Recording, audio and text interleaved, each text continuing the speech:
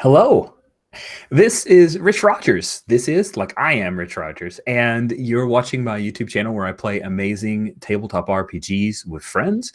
This is part of the Sunday game series that I play and run with my good buddies, all part of the Intercontinental Group of Awesome and I-95 Games. And we are going to begin a campaign mini-series of Masks. Masks is one of my favorite games. It's by Brendan Conway and is published by Magpie Games. It is a game about young adult superheroes who exist in their own kind of semi-comics world, and we're actually using that. Halcyon City is the main city setting for Masks, and we're going to be utilizing that. There's a Halcyon City Herald collection, which is a collection of articles in the Halcyon City Herald, the newspaper slash website slash blah, blah, blah. We're using that for our city setting. Now, for anyone who's watched the YouTube channel and the IGoA group before, we did Masks High School that ran through the Kickstarter campaign for Masks, and that was also in Halcyon City, but did not have the Halcyon City Herald. So we're going to use primarily Halcyon City as our setting, but any of the events that happened in the high school are fair game, which means that, yes, I may have, certain characters who were played in the game before guest star, but they may be a little bit older. They may not be good guys. They may be bad guys. Some of them, I think, could arguably been bad guys during the game. But but generally, they meant to be good, right? Right, Alex? Since they meant to be good. I tried some of the time. Yes, awesome. So we are playing Masks. We're going to go through issue 0 here, which means that we're creating characters. Now you'll notice as we go through this that we have 3 players with us. And we're going to have a full boat of 5. 2 characters will be joining us next week when we re-meet, and we'll integrate them into the team. So this will be an abbreviated overall session as we create session 0. And the last little bit, I'll talk about more in depth when we get to it, but I am using a city map, and there is no Halcyon City map. So I'm stealing, it's 2 weeks from now that we'll be playing. I apologize. 2 weeks from now, a fortnight. Sorry, not the game, although I'm sure I got more viewers just by saying that word. But in a fortnight, we will be revisiting, integrating those new characters. But we have some characters here today that we are going to run through. We are using Roll20, so I'll be screen sharing as we go through some of those characters today. I want to start off with Alex. I would love it if you would introduce us. I'm going to jump over to share the cool background that we've got. I'm going to make that thing a little smaller. There we go. We have a cool background. I'm there, the lady in the red. That's right, the lady in red. Here she is. Unisha Upal, and her hero name is Armature. She is the playbook is the brain. So she is the Hank Pym, Reed Richards, Moon Girl, the etc. etc. I love it. Yeah, so talk a little bit about the brain, because the brain is a new playbook that came out after the original. So it's not the original basic book. So tell us a little bit about the brain, especially how you see Armature as a brain. Well, the brain, I mean, like I say, it's very, if you know Hank Pym from the comics, the whole, it's the so smart, but can in some ways be a bit blinded by that. Like, ooh, I could create AI. Let's create AI. Oh dear, there's a robot army that's sentient and wants to kill mankind. Oops. Is the classic, Ultron thing. And also, yeah, they kind of being so smart can rub people up the wrong way. Definitely if you you know, see a problem and then just try and solve it, which without asking or not being tactful. I would say that's the kind of gist of the brain. That's the gist of the brain. There's some other little thing about the brain that we'll explore and play, I'm sure. Cool. Thank you so much for telling us a bit about Armature. So let's jump over to Jan. Jan, could you please tell us a bit about your character? Yes. Sorry. Wow. Hi. I will be playing a character called Marcus Meyer, aka Atlas. He is the Bull playbook, which means think Captain America, Jessica Jones. Basically, someone did a freaky experiment or something on me, and now I'm very strong and big.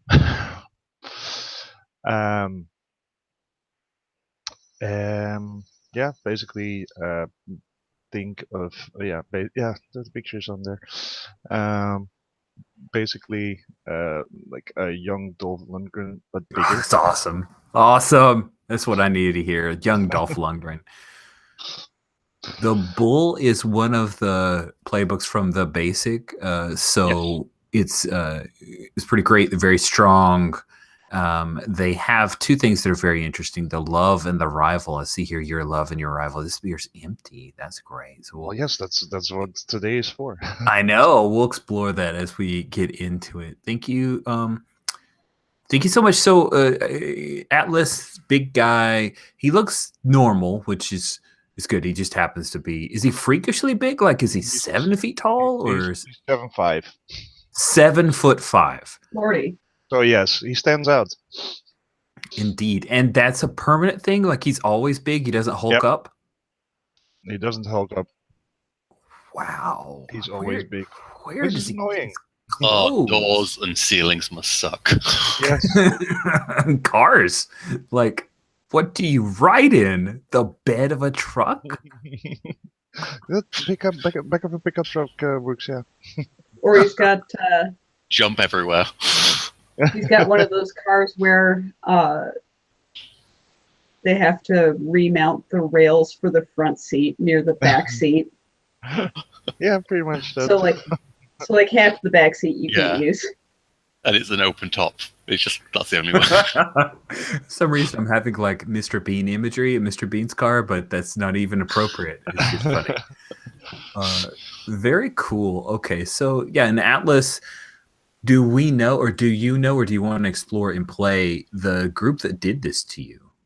I was like, I have some ideas, but I was really thinking about like what kind of like there might be some shadowy organization that you already have in mind, and I was like, I'll wait with filling in names.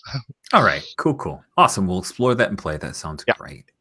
And then, last but not least, we have Jen. Jen, tell us a bit about your character.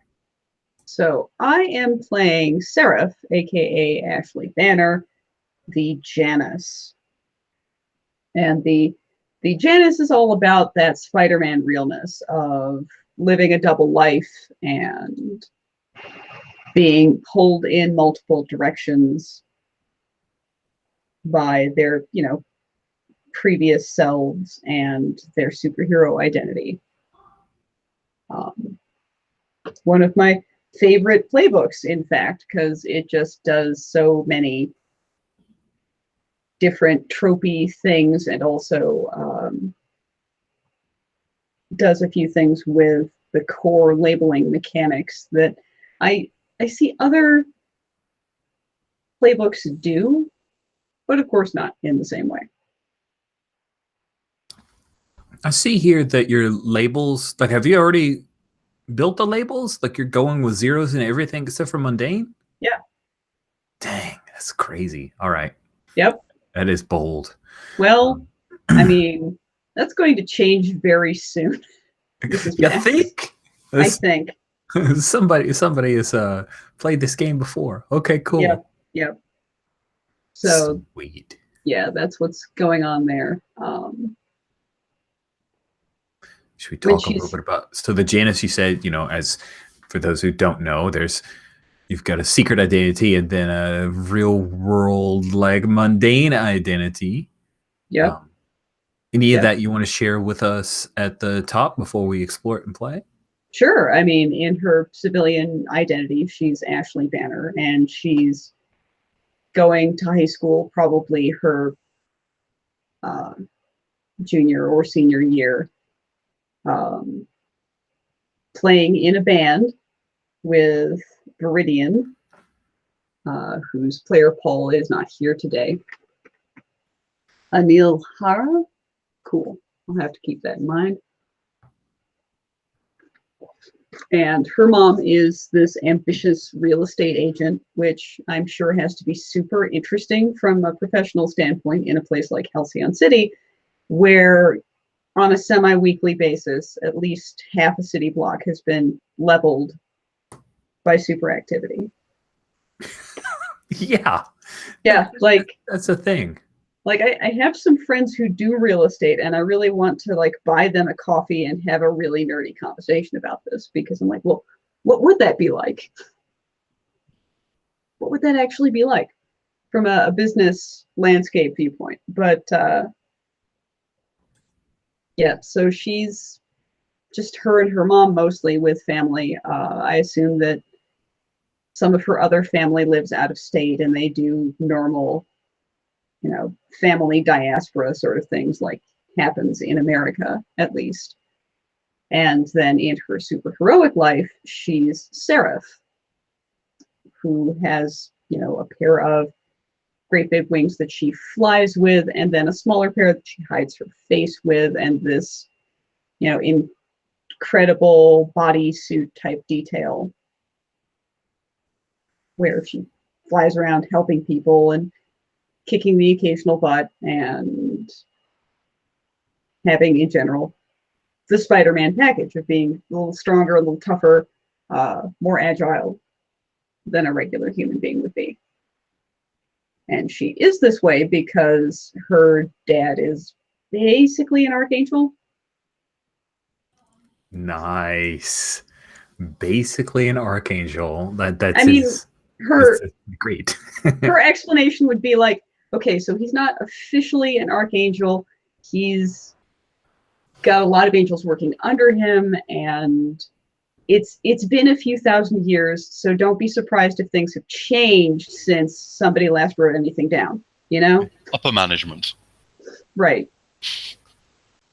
So he's great and kind and powerful and wonderful, but mostly he's concerned with making his work go and attending to his duties because he's a freaking high-ranking angel, and he's got stuff to do.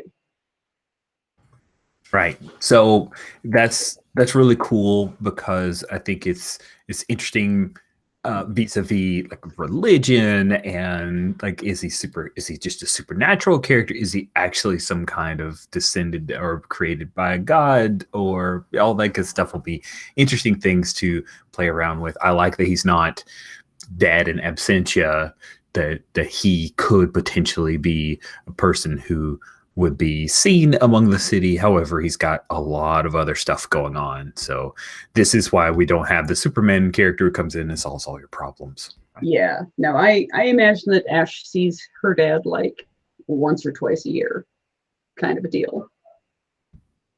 Nice. Once or twice a year. It's like around when the annual comes out, that might be if we have big crossovers with the Celestials or something like that. Something. Cool. All right. Well, we've got a couple of other things to establish between these characters, and we're leaving a little bit of room for when Viridian and Blossom join us next time that we meet. So let's go over relationships and influence. We'll go snake order, so we'll pick right back up with you, Jen. What influence do you have to hand out? Let's see. I look up to my teammates. They seem to have this superhero thing figured out. Give 2 of them influence over me.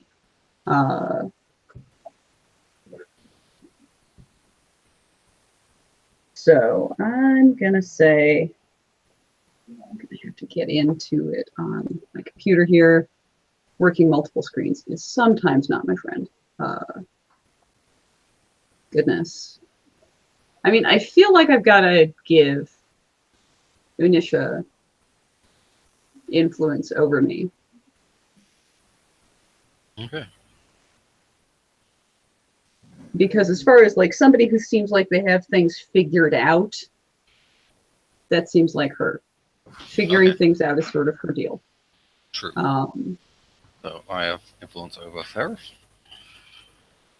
Yep. And goodness, who else seems like they have this figured out? I mean, probably also Viridian. He's got the whole legacy and been in the life.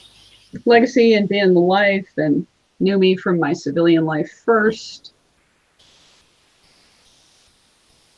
Then Cool. just I think seems that's appropriate. I think that's great. Now, let me selfishly ask this question. Sure. You go to high school. Do you happen to go to Halcyon City High, or do you go to a mundane like PS 423 kind of thing? So what's Halcyon City High and what makes it so special? Because I don't know. Okay. Halcyon City High is an integrated high school. So there are mundanes, but then there is also a supers program for people who are either, at-risk youth because of their powers, or those who want further training and hope to make it to higher level teams and the like, higher placement within authorized or even franchised superhero teams. It's the high school that was the kind of our setting for the Masks High School, so I've got some stuff that's built for it. That said, I'm more than happy to walk away from it. I just thought I'd ask now because here we are early on. Sure. I mean, I would kind of say that I choose the option that allows for the most cross lifestyle shenanigans with the other players. So All right, so then I would say Armature, do you go to the Halcyon City High? I'm in my headcanon. I was thinking, because I was looking at the map that you posted, and I was thinking the Albright Institute. I just imagined she had like some sort of reason why because she's from India. The reason why she's in America at Halcyon City is a full ride scholarship. Because So she's attending college then. yeah, I imagine she would be beyond high school at the moment. Yeah. It would be, a waste of her time, from the kind of academic standpoint, not the. I was going to say, training. like the main reason I would imagine she would be sent to high school is for social learning, how to get along with people I can of the same imagine. age. Yeah, so I mean, there is. I mean, I can imagine she has. I can see it working that she has, classes in Hope High, but also has, some other education. I like that. Yeah. I like that. So I'm gonna, since you already mentioned it, so there is no map for Halcyon City. I am using the best supers map I have ever seen, ever, anywhere, which is the Freedom City for Mutants and Masterminds. Because, hey, just about everything in supers RPGs, it's likely that Mutants and Masterminds has done it, and probably done it better. They put out very high quality products in Green Ronin. And so I really like this map. And so we're using this as our basis. However, I'm not married to the way that things are laid out over here. So you kind of look down here at our points of interest. As we play, I am going to be adjusting some of these points of interest, suiting it to taste, right? So by the end of this, I imagine that this base premise will be very, very, very similar, but a lot of the little bits inside will be tailored to what we find more interesting. So where was it, if you could kind of ping on, where is the institute that you had found on the map? if you just hover your mouse and kind of ping over it and like hold a mouse button, it should pop. Although if you're on tablet, I think it gets a little wonky. There it is. Okay, so down here. All right. So you're south of South River. All right, cool. In the Bayview and Bayview Heights area. Awesome. I like it.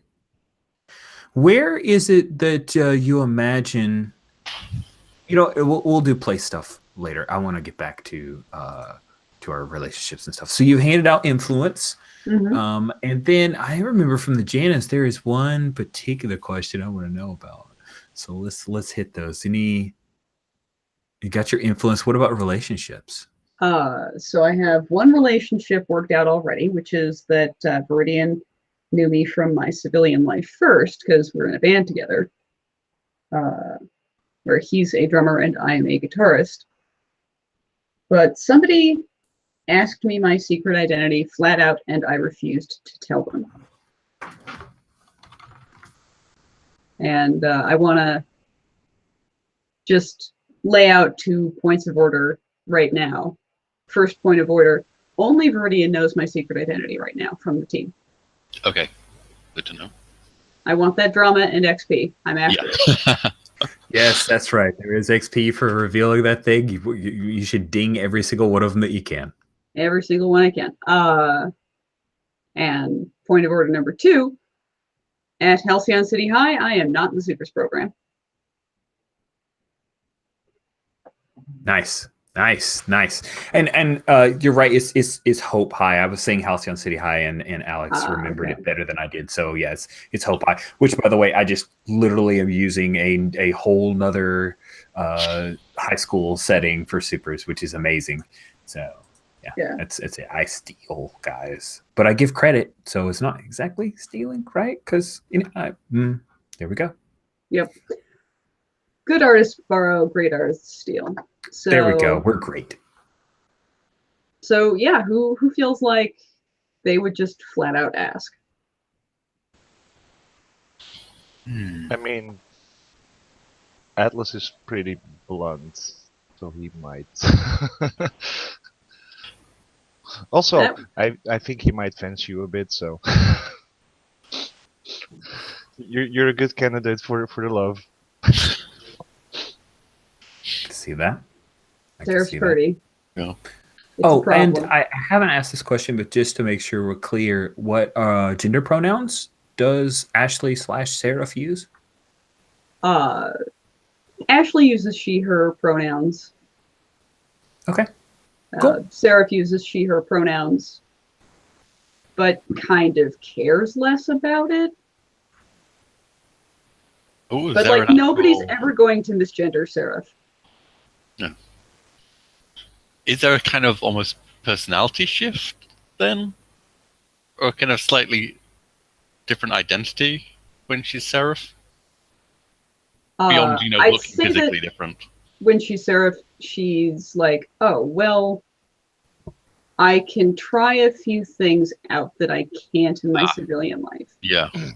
You can, experiment with a persona. Interesting. Identity. Yeah, cool. Yeah, because... Like that. Because Ashley has some gender trouble, we'll call it. But I don't think that it goes to the point of being non-binary or transgender. It's just sort of an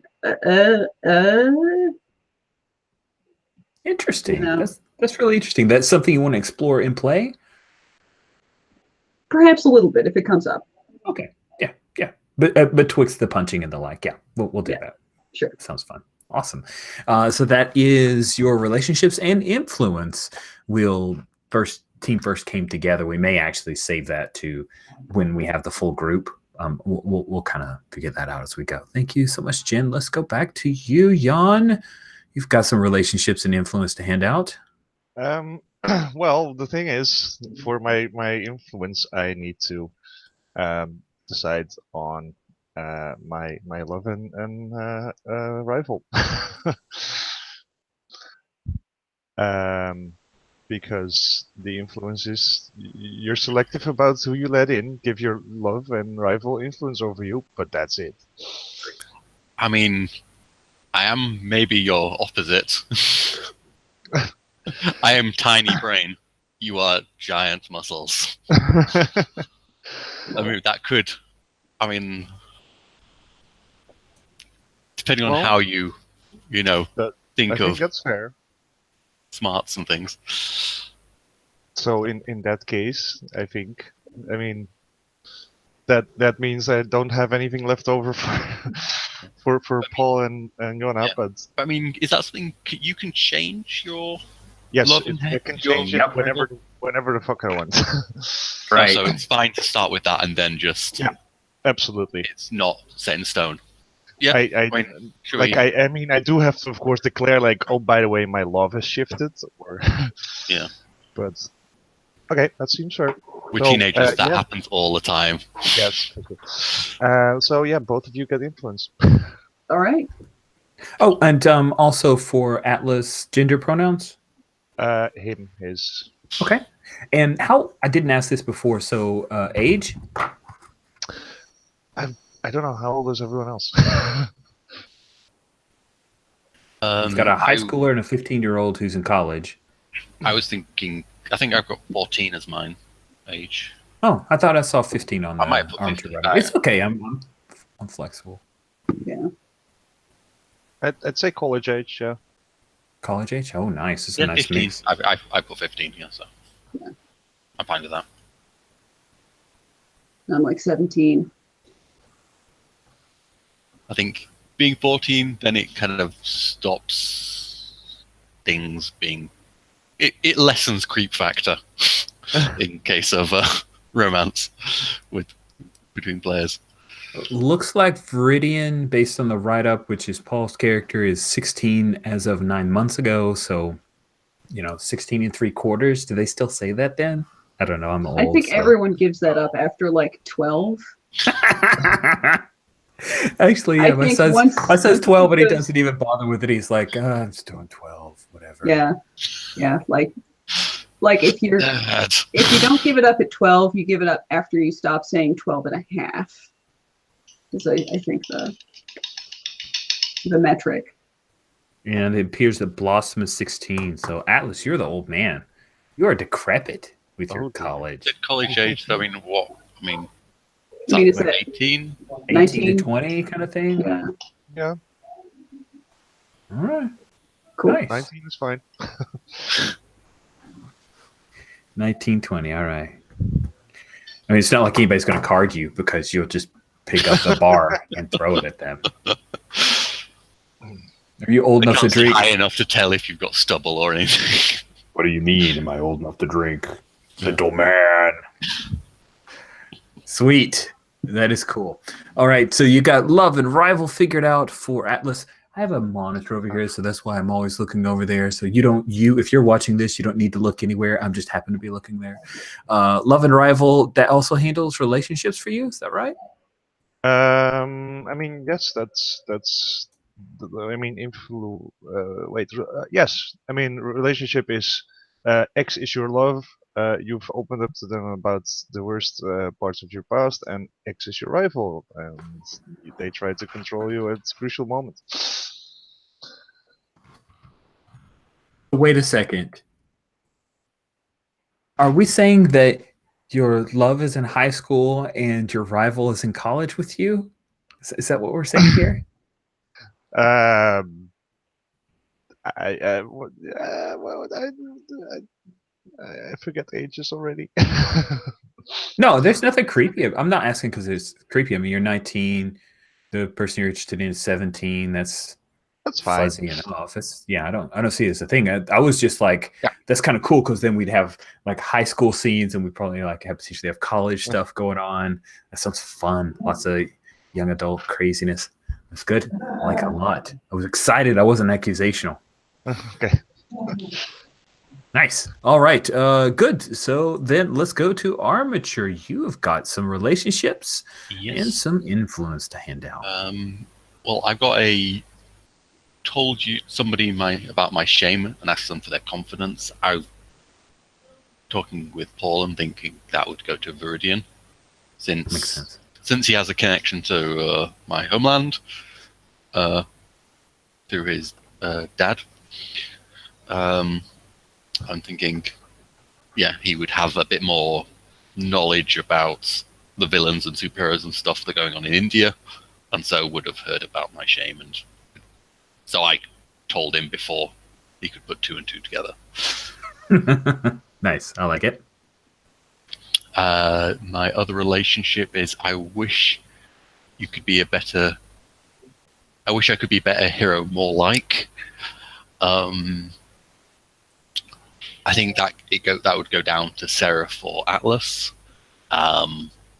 It might be interesting to be like rivals, but also think that he's like, when you think of a superhero, giant muscly man in spandex. It's kind of, and I might feel that might kind of be like a, I do not look like a traditional superhero in many ways. All right.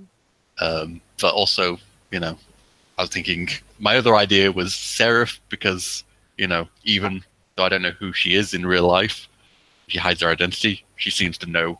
She has this kind of commanding presence and knows who she is, even if it's a put on persona when she's masked. So I can see both ways. I don't know if either of you have any opinions on Either this? works. Yeah, I'm cool either way, honestly. I mean, I've already got influence over those 2 characters, so Mhm. and one relationship that goes to a player who's not here. So I don't think it works with Blossom. So Yeah. Blossom is our transformed, and I would imagine that Armature, at least for that specific relationship, that she wouldn't be the best answer. I'll go Seraph. Okay. All right. So that's my kind of reasoning. Good deal. You got some backstory stuff here for Armature that I think is super interesting. Do you want to detail that out a little bit? Yes, I have a shame. Because that's part of the playbook.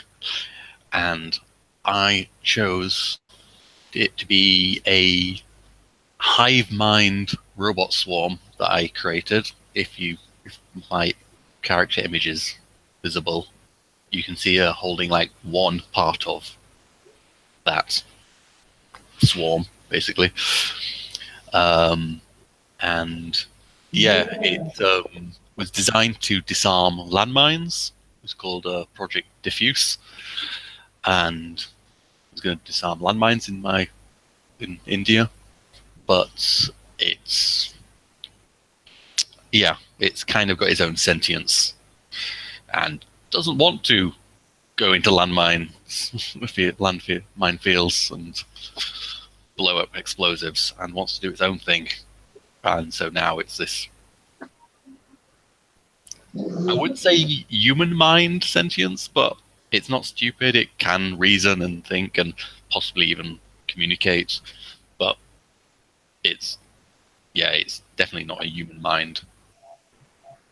And it wants to do what life does and expand, breed, get better, evolve. Speak? As of right now, can it no, speak? No, not yet. Not yet. It can, rudimentary communication. It has kind of body language. It can show it's being intimidating or react. Yeah. I actually forgot to. I was reformatting my bio info, so I haven't actually added back the image. Oh, that's okay. I'm sure that we'll spring it on people, and that'll be terrifying enough. Yeah, and I'm living with my uncle and aunt. It might be one of those kind of, family, friends type uncle and aunt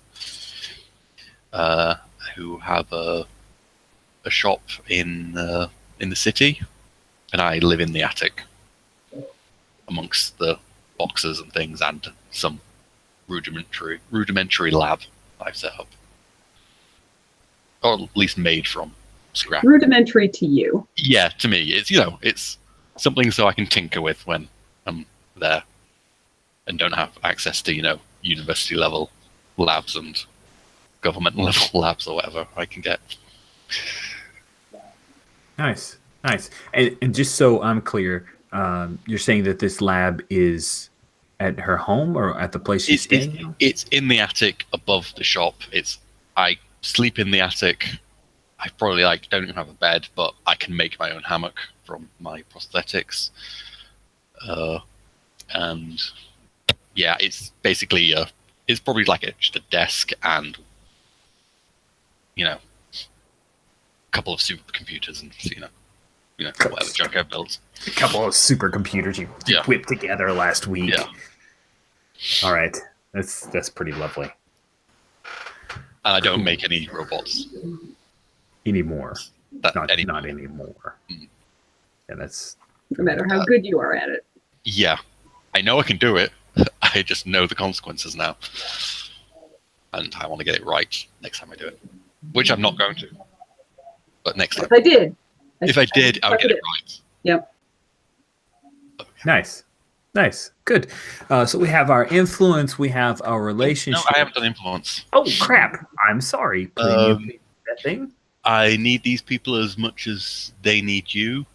I think I'm going to give one to Blossom because I think she would, even though I've kind of grown past any sadness over lack of limbs. I think I've moved past that thing. It's not something that I dwell on. But I can see the same. I can see my past in her, so I think that would. And I'll go Viridian because we've got some shared culture. Okay. All right, so we need to. I'm going to quickly update Viridian's character sheet with that. Influence is a thing that gives you benefits if you target moves on people.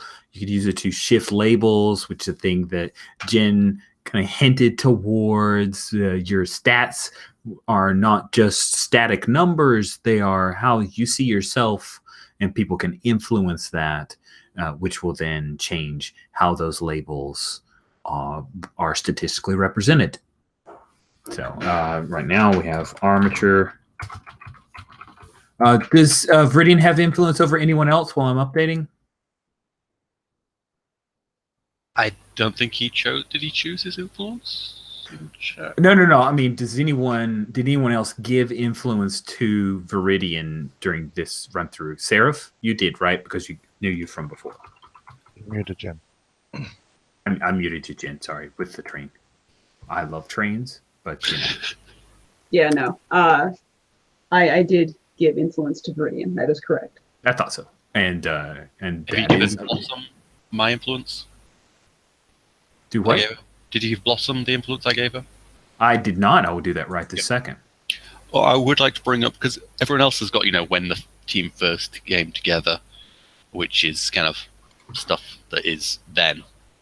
But mine is, my one is would be relevant for now, I think, which is I created something lasting and beneficial for the whole team. What was it? And I was thinking I introduced a virus into the communication systems of the city, the surveillance systems, everything like that, which means we are basically off-grid. We cannot be recorded. If we so choose. You may have a little you have to opt ring, in. Something. It's basically a thing where your default off. You can opt in. How do you opt in? Is this a thing where they communicate with you and you're like, turn it on? I think I would have given them like a ring. I mean, it's something small, so they could just have that in their pocket and just press it, or they could be wearing it and just tap a ring, or I could even install it in an earring or something piercing or something. It's small. It's something you just tap, and that means you're willing to be recorded. Otherwise, the default is off. Is that right? Yeah. So, if a person, let's say, if Seraph, if Seraph is Ashley, that's not in effect, correct? Because you don't know. Well, I mean, I don't know what it's up to her when to press the button. So I think that there's an important question to be asked, and it's, is this proximity based and centered on that physical ring, or is it? It's a virus in the system. It's a virus in their system. So the button is just the trigger. You can press the button and but that one is keyed to you. What I'm hearing is that the virus basically operates in a way where it knows, as a piece of heuristic programming, what we look like on camera, but Good not point. where we are. Yes. It's not tracking you. It's just, if anything picks you up, it goes, no, that's not important. That's blurry. Yeah, that's blurry. Oh, static. Oops. Yeah. So I think that it doesn't do that for Ashley's face, but I think that it would do it for Ashley's voice. Cool. Oh, that's neat. I like that differentiation. Yeah. So whenever Ashley says stuff, unless she's hit the button, if it's recorded, it comes off as staticky, kind of garbled. You can't make out the words, or it just can't identify that it's her saying them. I think it's you can't really make out what it is. It's like echoey. There's distortion, and you bring up some sound software to fix that, and for some reason the sound software just can't quite solve the problem. It just even that CSI team that could just zoom in on everything, they can't. Yeah. Software just suddenly crashes. Oops. Yeah. Oh, memory leak. Shit. Yeah, and this is for city authority type stuff, and because maybe, and we've got parents who are superpowered and in certain ways, and maybe might frown upon certain activities, and so my scholarship might be on the line if I do certain things. Guys, that's awesome. So it's good. If we obviate, or if we skip when our team first came together, are there any other things we need to put out on the table to be able to move forward in our issue 0 here? Okay. Cool. I'll be right back. I think that we should talk about a couple more things, but not that much. But BRB. Yeah. Well, you know what? Let's take a 7-minute break. So we're at 18 after. Take a 7-minute quick break here, and we'll see you guys at 25 after. So be back in a few.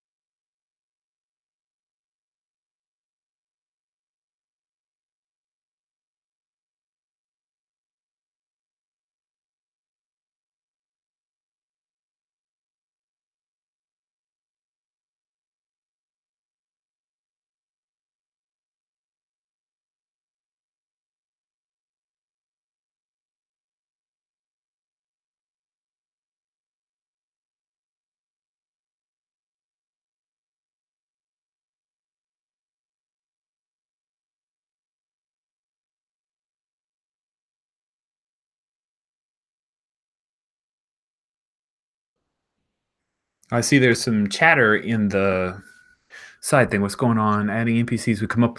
So, great question. What I had done in Roll20 for adding NPCs as we go is I was actually using a Google spreadsheet, and then I would screen cap it and drop it in, because along with characters, I'll share screens so we're all on the same page. And if there are other ways to do this, the other people know, fantastic. I just know what I figured out.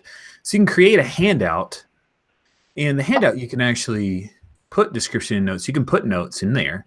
That's one thing we could do if we wanted to. So I'm going to put that in all players and can be edited by all players, and we'll call this NPCs of note. Or how about I do an in front of the NPCs of note? And then we'll just save those changes. So in the description and notes, everybody should be able to edit that, and we can just add in those folks, okay? So who have we got so far that we've created? We have Ash's mom, who I know is named Lydia. Correct? Lydia? Yep, Lydia Banner. Okay, I was like, oh crap, did I... All right, so we have Lydia Banner, and then we had quite a few listed from Armature's background, but let's start with the ones that are most pertinent. The uncle and aunt. Do we have names for them? Ramesh and Benita, down at the bottom. Ah, there we go. And they have a grown-up son, or at least older than me, maybe for a couple of years. Atlas age. Decrepit. Called Hasit. Or Hasit. Now, do Ramesh and Benita know about Armature's superheroing? I assume it's kind of hard to hide, but I want to double check. I mean, I don't wear any... I don't have other prosthetics that are more mundane. I just have... I don't really... I don't make any real attempt to hide. I try not to draw any attention to the outside of, I don't swing in on a cable or whatever when I come home or come to where I stay. But at the same time, he'd be a cousin then, right? Because it's your aunt and uncle. Yeah. Yeah, and I haven't done any structural changes to the outside of the attic. Yeah. Or at least if I have, they're disguised by holograms. Nice. Just don't try and, Seraph, don't try and fly anywhere between 5 and 15 meters above that shop. You will maybe slam into something. And what about Marcus Mayer family? His parents, Carl and Lena. Carl with a C or a K? I wrote it with a C, but it's Lynna for Lena? Lena. Okay.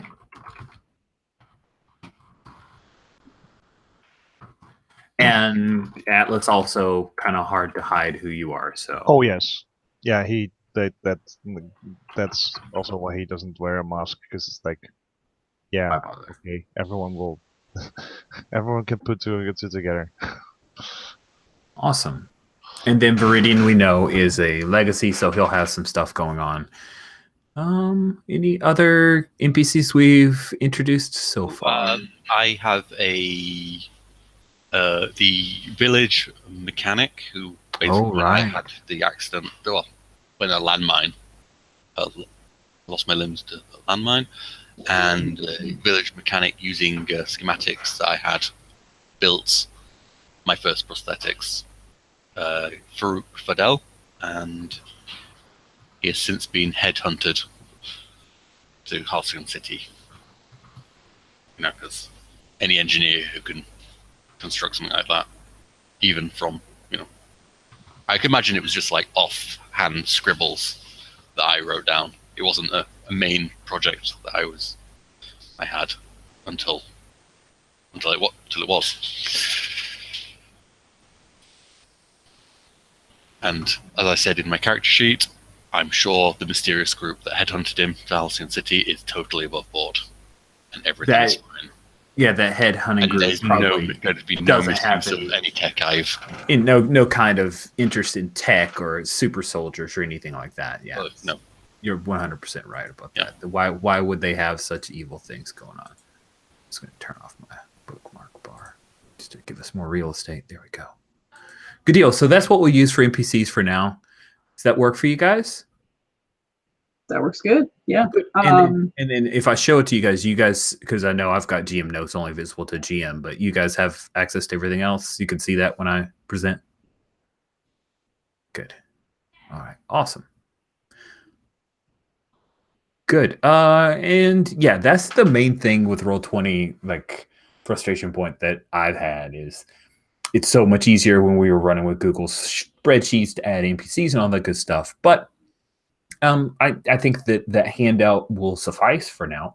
And if we think of any other methods to share that information and collate it, we will do that. And if anybody is watching this is like, hey, Rich, do it this way, let me know. I'm always happy to learn about Roll20 as long as I don't have to sit and read a manual. If we decide to add pictures, we could create one image that's just a very tall image that's actually multiple ones, and then that could be put in, and then we just format it so names go next to. Yeah, absolutely. It looks like we can toss a table inside of that handout. So if we want to, we can do 2 wide by however many long, and do side-by-side images and text inside of the descriptions and notes. I see a table drop-down box. Yeah, there is. I've created a table before. You can just table it and yeah. There you go. Yep. So we'll look at that. Oh crap! I didn't actually delete the table.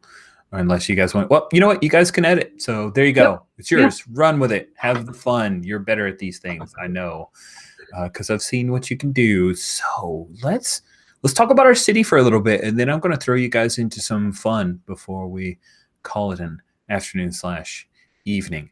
We have defined so far that down here is the college that Armature currently attends, and based off of the map, that will be Albright Institute. We may rename that for a Halcyon City hero, but for now, we will retain Albright as here in Albright Institute's right there in 60. That's 67. Hold on. Albright Institute is 67. So where is 60, 64, 59, 66, 65? Holy crap, I feel like a dork. Okay, where is 66? I'm looking. I'm going to blow it up bigger. 77, 76. You would imagine it'd be somewhere here? Are you sure that's it? That looks like a 66 and a 65 to me. Yeah, it's 66 and 65. There's 60, 61. Where's Waldo, guys?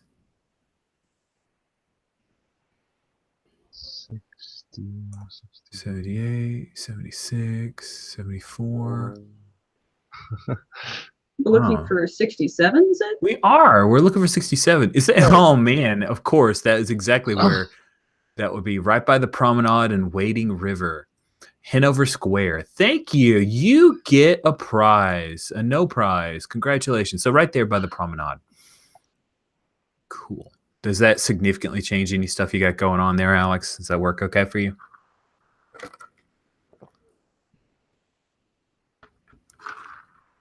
I assume you're okay. Ominous silence. No, I was like, whoa, I'm going to take a drink. Yeah, I had a shop that was in south side, but I think that can be moved to, I don't know. Hanover. Hanover, yeah. Somewhere in Hanover, there's a little shop. All right. Well, the Hanover Institute of Technology is right here.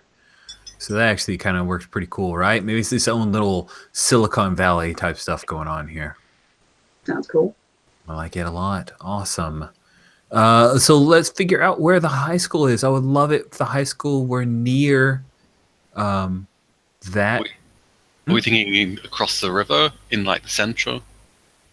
Yeah, maybe put the high school somewhere around here. You know, Yeah, walk out makes into busy sense. streets. And, A very prestigious high school will be located somewhere here. So since you're here, Jen, where do you want to stick the high school? Hmm. Make this a little bit bigger and go down here. Were there any high schools in the points of interest? I don't think there were. Probably not. I don't think they count. I don't think they rate. No. yeah. I think that Wading Way or Parkside All right, let me see. are. Waiting Way or Parkside? Where's Parkside?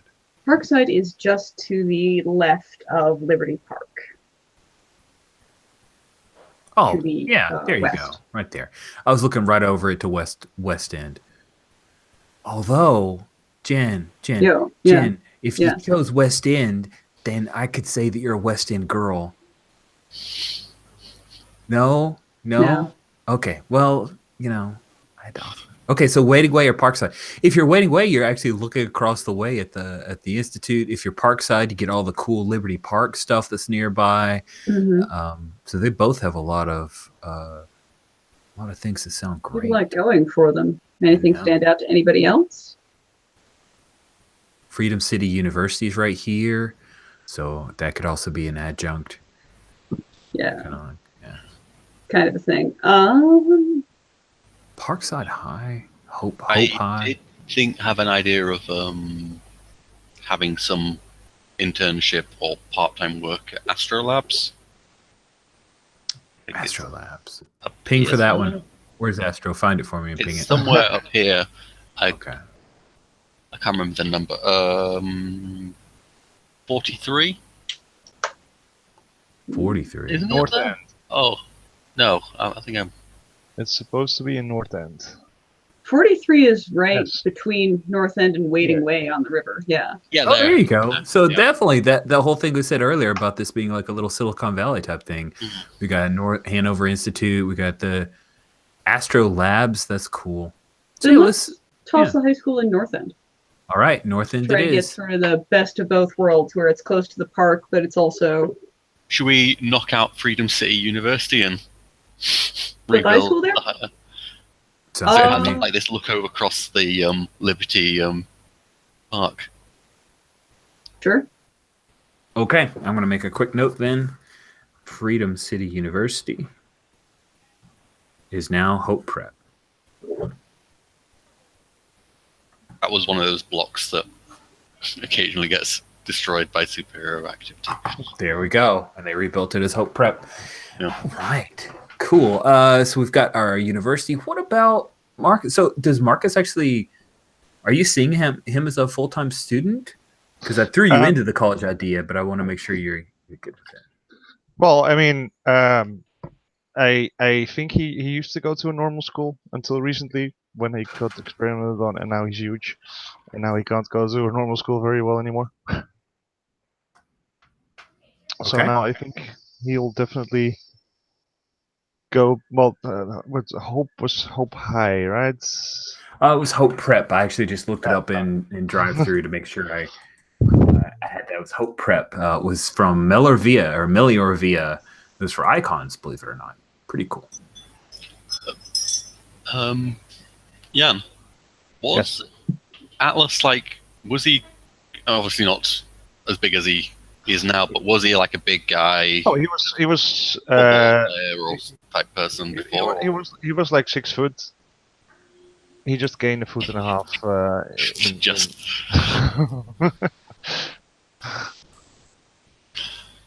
Yeah. Cool. All right. Any other city stuff we want to throw out there? Curious where Ashley lives. Is she living like North End? Does she live somewhere in this because her mom's pretty good at real estate, found a really good place for them to live, house, apartment? I imagine that they are probably doing a rental home, a house in, say, Lantern Hill. That seems kind of cute. What's 51 and 52? Church and Cemetery, Wintergreen, whatever that is. Well, church might be apt. Yeah, So Lantern Hill. So, bonus thing you probably don't know but might discover in play. I don't think that Ashley goes to church or feels comfortable going into churches. Weird and interesting. Mostly because it's probably pretty challenging to keep her shit contained. Oh, you mean she just constantly wants to actually? No, I mean that Oh, wings wanna the come out praise and actually she causes her wants powers to- to.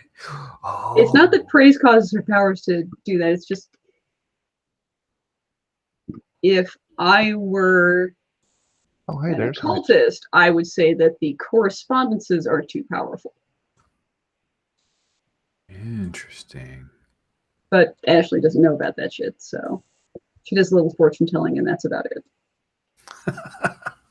Angel girl to fortune telling. I love it. That is so messed up and great. Cool. And then I think the last point is just a general like neighborhood idea for Marcus's family. Lincoln. Lincoln. And also I just noticed that there is actually a Joseph Clark High School in Lincoln.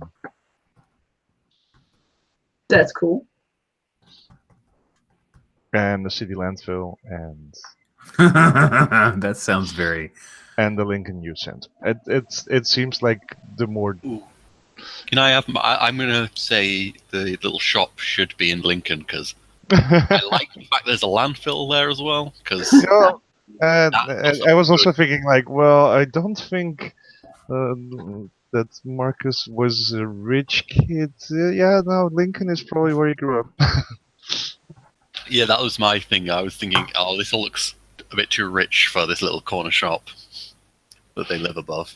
It's like 3 floors, I imagine. You know, their living space, the shop, and then attic. Lincoln, looking for Lincoln. Bottom left. Yeah.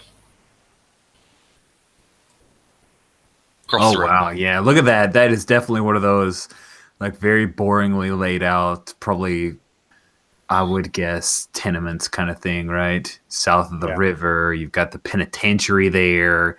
Oh, this is definitely the place where like not my backyard, put it in Lincoln kind of deal, huh? That is. Oh, I didn't spot the penitentiary. Oh my. Where did I? But now that you Yeah, no. mention, yeah, sure, yeah, absolutely.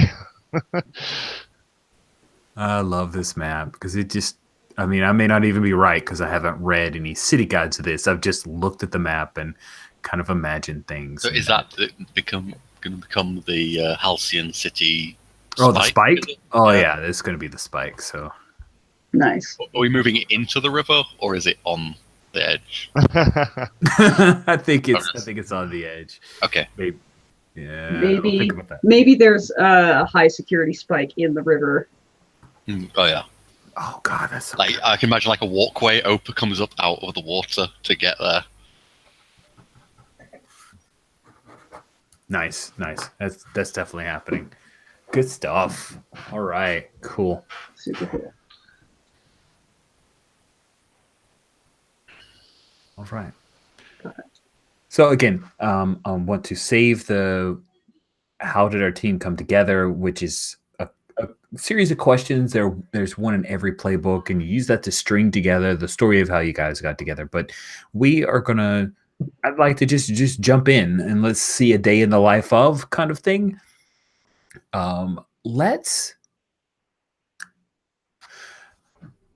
I have an idea. So let's start off with it being the Albright Institute working title.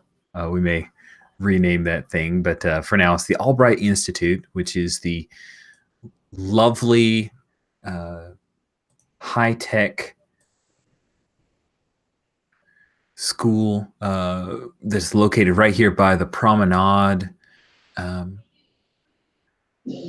overlooking the Wading River, that we will pick up with a bus from Hope Prep arriving for there's a seminary that is going to be held. The seminary is, here we go. It's basically they have a special guest. It is Dr. Foresight. Dr. Foresight is mentioned in the Halcyon City Herald collection. She. So the goggles and the powers of Dr. Foresight have passed through several generations. There are records from the 40s and all the way forward. One of the interesting things about Halcyon City and Masks is that it is a generational game. The idea is that during the 40s is when superpowers started to happen, and that was the golden generation of heroes and villains. And then in the silver generation, which was the next, 10, 20 years, 60s, 70s, that was the powers got a little more cosmic, a little bigger. And then there was a bronze generation that happened in the 80s, 90s, grittier. People sort of questioned. This was the Alan Moore era of the Masks world. So there was a lot of anti-heroes, kind of the Punisher, Venom, those kind of things. Whereas you mix it up or squint real hard and maybe you wouldn't call that a hero kind of deal. A lot of people questioning the government, questioning their ideals. And then there is Masks, a new generation. That's the idea behind the name of the book, is that you guys, nothing is written about you yet. You are the unknown. What will this generation be? I'm very excited about that idea because we have a legacy within the game, which means that we'll harken back to previous generations. And so I think we'll just lean into that with Dr. Foresight. Started to say Fortnite again. What the hell? Sorry, my son's been playing it a lot. It's on the brain. Dr. Foresight is giving a seminary on temporal travel as well as historical places that he has visited. And so we pick up with that particular look within Albright Institute, where there's this huge hall, lectern hall with it's like a gigantic 1,000-seat place where a lot of the luminaries from, say, the Exemplars, which is kind of the Justice League of Halcyon City, even the August, who is the ostensible leader and founder of the Exemplars, the Silver Savior, many of the other heroes, heroines of Halcyon City have come here, given talks, kind of thinking along the lines of inside the actor's studio. So maybe it's like even inside the hero's studio kind of deal, or inside the hero's lair kind of deal. And so they have on some member of the Institute staff who is just witty enough to pull interesting conversation in an interview style. And then for those heroes who are comfortable speaking, and I use heroes in a generic, like non-gendered terms, like your heroic. It doesn't have to be heroine, a hero from my inside the hero sanctuary is the best. Thank you, Jen. Points to you. And Dr. Foresight will be giving the speech on his own.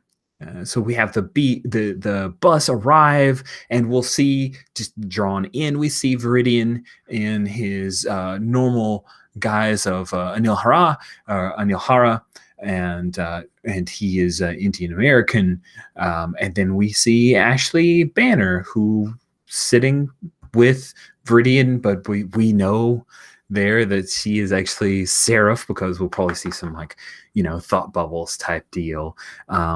So Ashley, did you volunteer for this? Did you get roped into it? Is it just a thing? What's her attitude? Gosh, I mean, this is probably mandatory. This is probably a part of a class trying to think of an appropriate subject for the class to be like, no, you got to go. What? You got to go.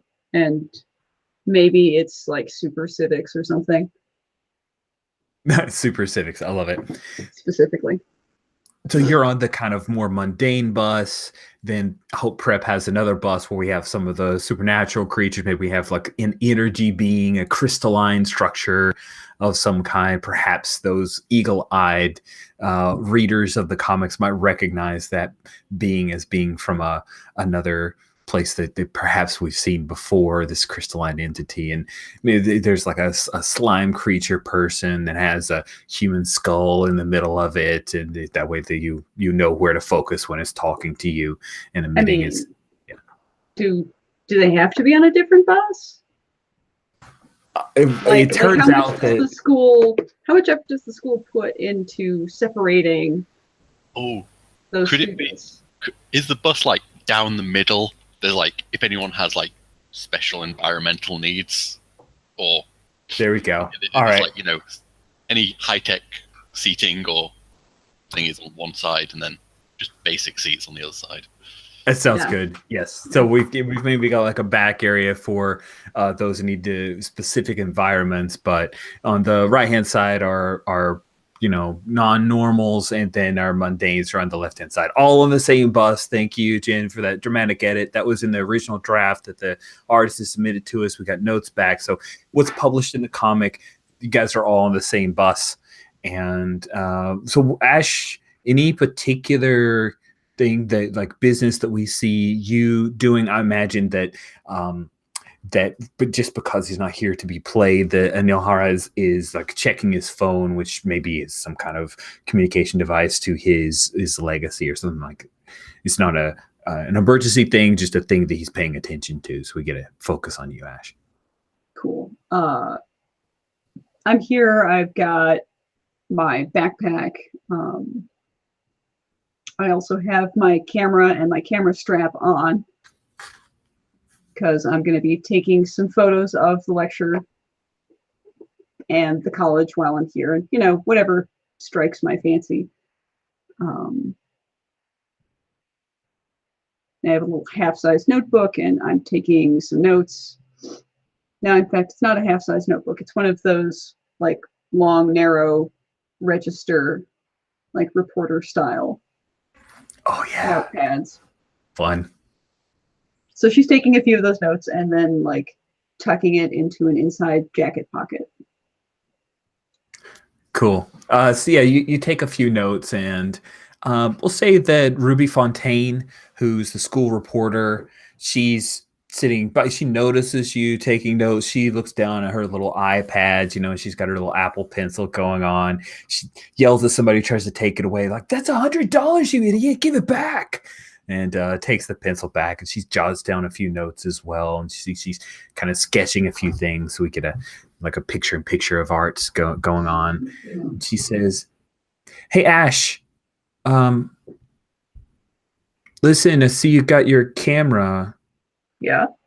Maybe if you take a couple of good shots, we could use it in the paper." Sure, whatever. Cool. As long as I get to use them in like whatever essay I write. Is that cool to use them in both places? Yeah. We could totally do that. We'll do a release type thing because the school wants to own stuff, but we'll work it out. That's fine, as long as you don't mind it being in two places. No. Oh, cool. Yeah. And so then the bus pulls around to a little let-off, parking lot area, and we see the huge institute that kind of dominates over the waterways. It casts it's not quite as imposing as the Spike. This is more beautiful coming out. I'm imagining architectural style like the Opera House in Sydney kind of deal, like sweeping round things that comes over the river, the Wading River, a little bit of Frank Lloyd Wright influence in there as well. So it's not as like big buttresses as much as just scaping and large circles, right? So it's very modern looking, gleaming white. I'll definitely like pull one of the windows down all the way and like hang out of the bus a little bit and take a couple of establishing shots. It's so great. She's actually so not afraid to be a dork. And of course there are like kids who are just looking like, I can't believe she just leaned out of the, what a dork. And And then they go back to playing Fortnite on their phone. And then we have Armature. So Armature, Dr. Foresight is giving this lecture talking about temporal anomalies, subspace continuums.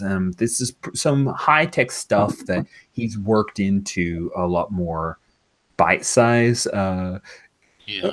level for college attendees. Hmm. How are you involved in this? Are you just here attending to watch, or what?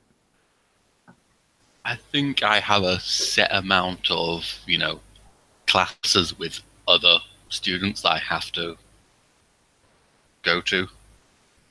I can't skip too many classes, even if they're just pointless to me. So, but at least this one has something interesting.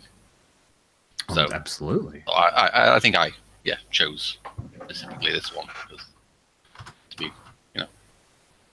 I mean, the bite size, pop science explanations are boring me to tears. So, but if I can get a question in. Cool. I just want you guys to know I have now added Ruby Fontaine, Hope Prep school newspaper reporter, to our NPCs of note, which means she may show up again. So I guess I'm on the bus. Are you on the bus? I thought you were a college attendee, so maybe you just like. No, I do. I think I kind of dual classes. I think because, as I said, I have to have some socializing. I love it. Like you mentioned, I like that idea. Cool. So yeah, you're on the bus as well. You see Ash. You see I assume, because there's no secret ID going on, that you know who Viridian's mortal guys is. You know that he's in a band with a couple I've shared people. Stuff. So yeah, I know he's in a band with some mundanes. Yeah. Nice. I think that you are seated next to the aforementioned the slime creature that has some kind of human skull in the middle, so you know where to focus on it, because otherwise it's kind of an amorphous blob slime thing. I'm like kind of looking up and like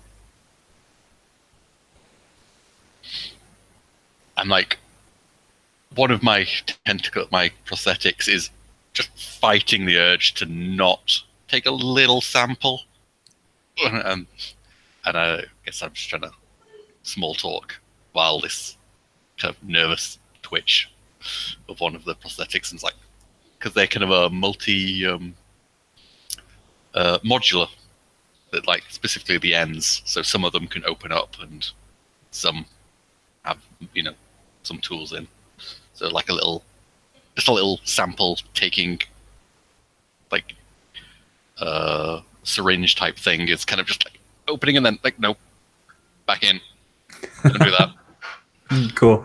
The slime creature has I'm sorry. That is good. The slime creature has a sounds like a feminine voice, although it is genderless. It is a creature made of some kind of gelatin that seems to move, but the skull doesn't move. Like the mouth doesn't move. The head will turn from time to time, just so you have eyes to focus on, and it emits sound but has no mouth. It says, "You seem troubled, Armature." Oh no. Have you ever been? Do I know if this is someone who used to be human or is something else? That is a great question. Is that something that Armature would have asked about? Yes. Okay, so Selena did used to be human once. So have you ever tested, the molecular structure of yourself in a lab, ever? Yes. It did not produce any sufficient results to change me back. Why? Would it be... Now, this might be offensive. Tell me if I'm out of order. Teacher Could I have says, a all right, sample? everybody, we're just going to go ahead and Nothing. form out a couple of organized lines. Take it easy. Stay with your buddy, your assigned partner, okay? And then I know that not everyone has the whole prep shirts on because not everyone can actually wear shirts. We understand. But just make sure you stay with your buddies and everybody who's inhuman. We will make sure that you have a tracking indicators so we can find you. Please don't run off. It's very important that we were allowed to come on and hear what Dr. Forsyth has to share with us. And that she starts moving people off of the bus. And Selena she kind of oozes along the floor. She doesn't leave a residue. She's been working on that. And you guys all come out. Oh, wait. We need to take a pause because I want to see y'all's cool shirt. So we will pause because I thought we starting to show it off. So what is this thing? Teaching the Remarkable Mystery Academy. What is this? It's the shirt from the marked Super Slarp, which was also like the X-Men Super School. Yeah. So very cool. When you said wearing a shirt, and I was like, oh yeah, I am actually. All right, thank you for sharing it. That is super dope. So there we go. It's super. Get it? Super cool. Okay, I'll stop because it's not getting funnier the more I say it. And you guys all start filing out. Selena will follow you. Selena with an S, right? She follows you. And says, "What are you asking, Armature?" You guys come down into the sunlight. Like we have a little bit of J.J. Abrams, bit of shoot, I can't remember it. Light effect. The like lens flare. Lens flare. Thank you. Holy crap! I was like words, but yes, you have like a little lens flare as you come out, and there we see. Just so I can introduce him now, so Jan doesn't have to sit and wait any longer. We see the giant that is Atlas. Atlas heading towards the lecture. Dr. Forsyth is well noted in his field of temporal travel and documentation. And you see Armature Atlas because you know her. And you see Viridian, he gives you a little wave hello. So Selena asks again, Armature, what was the thing you were asking? Have I ever... Well, I was wondering if I could have a little sample. Say if I've offended you. A sample of what? My body? Little sample? I think you're trying to provoke her, right? So you're not trying to provoke her to get mad. You're trying to provoke her, which is provoking someone to susceptible to your words, say what you're trying to get them to do, and roll plus superior. Superior. So, okay. Yeah, we're gonna share screens. It could also be Pierce the Mask. It could be How could I Pierce get the Mask. Yay! Look at those cool dice. I love got a those full dice. hit. You got a full hit. All right. With your full hit, that is wonderful. On a 10 plus. For NPCs, they rise to the bait and do what you want. Of course, it's impossible to read her body language, so there's a pause as she considers what you've requested, and she says, "Can I have a sample of your body?"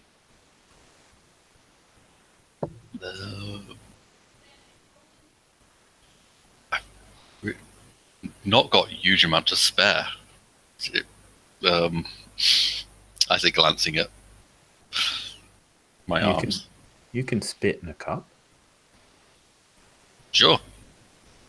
I kind of look around for a second. I guess there's like a little burger, hot dog stand guy, and I just like sure. There's like a food truck there that you can grab some kind of cup from. I'm just like, could I just have one? And my arm kind of extends out. The tentacle, the Dr. Octopus style, but thinner tentacles go, and then just like hook a cup, and I'm like,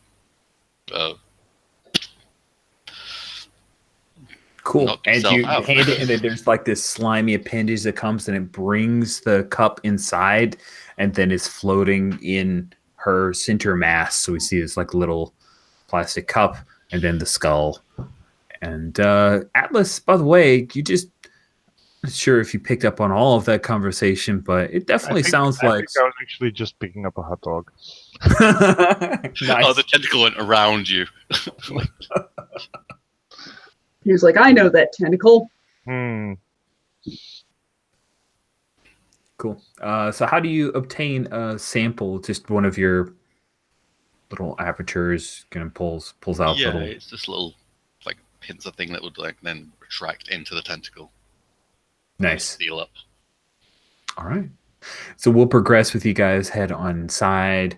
All three of you end up sitting near each other just so we can kind of frame a shot and see all of you. Ruby's sitting near you, Ash, but you happen to be on the other side of Viridian. So we got all you guys. What does it look like, Atlas, with you sitting in the audience here? Because I don't imagine they make chairs for you. No, I have to sit by the aisle so I can like put my legs out in the aisle because otherwise it doesn't work. You sit in the aisle or by? I'm trying to imagine how the I'll take a chair by the side of the aisle and like just fold put my legs out on the aisle and yep. I dig it. I dig it. So All right, is he awesome. sitting sideways, or is like one leg thrown over the front and one leg thrown over the side? So more sideways, yeah. Yeah, okay. That's pretty crazy. I love it. The physics of how a giant man sits. That's great. Lights come down, come up, and one of the sub dean of the technology part of like the applied sciences school within the institute comes up, gives a brief bit of history talking about Dr. Forsythe, drones on for a little bit, lights go down again, and then Dr. Forsythe comes out. Now, Dr. Forsythe is dressed in nice suit and tie. The style of it looks a little out of fashion. Like it looks like the tie is just a little wide. Like perhaps it's a little more like an 80s tie. It's not a piano tie. Don't even ask. But definitely the style, especially the lapels of the suit and everything, just looks like it's a little out of time. He is wearing a pair of goggles. These goggles allow him, for anyone that reads the Halcyon City Herald, the goggles allow him to see 24 hours into the future. And that's how his powers work. He works in temporal mechanics, so he also has experienced time travel, and that's one of the things he does. He goes on crazy time adventures. And so as he comes out, the curtain comes up from behind him, and we see several items that are on display. There's a shaft of light, and we see a pair of 6-shooters, and then over here we see that there is some kind of prehistoric artifacts that have been brought back from different travels of the Forsytes. And Dr. Forsythe starts telling some of the stories, verifying some historical facts that people have had in contest, but he doesn't necessarily like, I have found the missing link or anything along those lines. They're all more like interesting events that were happenstance for other missions that are going on. What is one thing that really interests Ashley about Dr. Forsythe's presentation?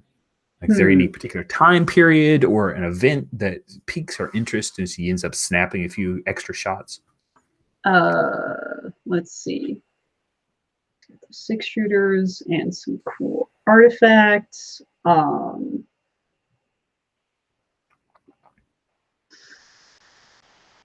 So I think that Ashley's interested in some kind of silver era artifact, because that's sort of 60s, 70s, crazy powers everywhere sort of period. So it's probably like an alien instrument of some kind.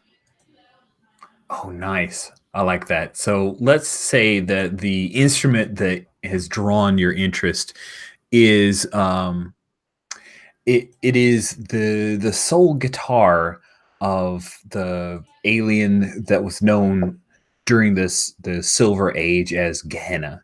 The Gehenna had some kind of apocalyptic music that they brought, and it was a bit of a threat. And Dr. Foresight worked alongside the earlier Dr. Foresight, not the current one that is giving his speech, helped out in fighting against Gehenna. Cool. And then what about Atlas? Is there anything in particular in Dr. Foresight's artifacts and his stories that interest Atlas? So what's because he had 6 shooters. Like, how far back does his stuff go? He had some like prehistoric artifacts. I imagine it's like some like a comb. And I think Marcus is interested in like the medieval type stuff. Like there's a 2-handed sword, and he's like, I think I can take that in one hand. Nice. Yeah, so there's this like huge claymore kind of hand and a half bastard sword that's there with all kinds of filigree and writing and some runes upon it. And that thing's kind of set in a stand of some kind. It's not like shoved into stone or anything. And there's this weird, the metal is like this blue-gray metal to it. And occasionally the light will just dance off of particular runes. It seems extremely powerful. And yeah, you could probably hold it in one hand, no problem. And it was designed for you. It was made for you. Armature, anything in particular that's going on for you now that you have Selena's particular sample, and now you are seeing all these artifacts that Dr. Foresight's discussing? I think I would be, as he's like talking about the things, I would be like trying to get his attention to ask questions and like maybe butting in and like, just. But the wave theory of the, how do you take into account and then just jargon. Nice. Now, is this a thing where you're actually interested, or are you trying to show off for other people? Are you trying to prove your superiority? I'm just interested. And it's just, okay, he can time travel. I mean, it's cool, but how does he do it? What the mathematics of this? What's the tech? This is what I want to know about. Like, literally how to do it. How it's done, how it affects other sciences, theory, application, Nice. So you, it sounds like you're trying to want to work this into a move, because I think it's really interesting, and I wanted to see if you were trying to show off or if you really were trying to learn. Are you trying to pierce Dr. Foresight's mask a little bit here to learn a bit more? Yeah, I think. Okay, so the first couple questions that you ask, Dr. Foresight answers it, but keeps things a little brief, not vague, but the answers are brief. There's just enough tantalizing information the way that he talks about particular time quantum mechanics that is tantalizing to you without losing everyone else in the entire audience. And then eventually, by the third time that you raise your hand and you realize you're the only person raising your hand, let's see if you can pierce the mask here with Dr. Foresight.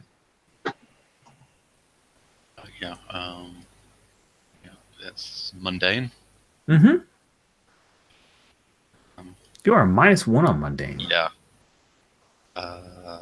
Yeah, it's a pretty good roll, though. But, that is another 10. Look at you, wasting all the good dice now. Yeah. All right. All this life and death stuff. You can hold a couple of these if you need to, but you see the person beneath, and on 10+, you get 3 questions there.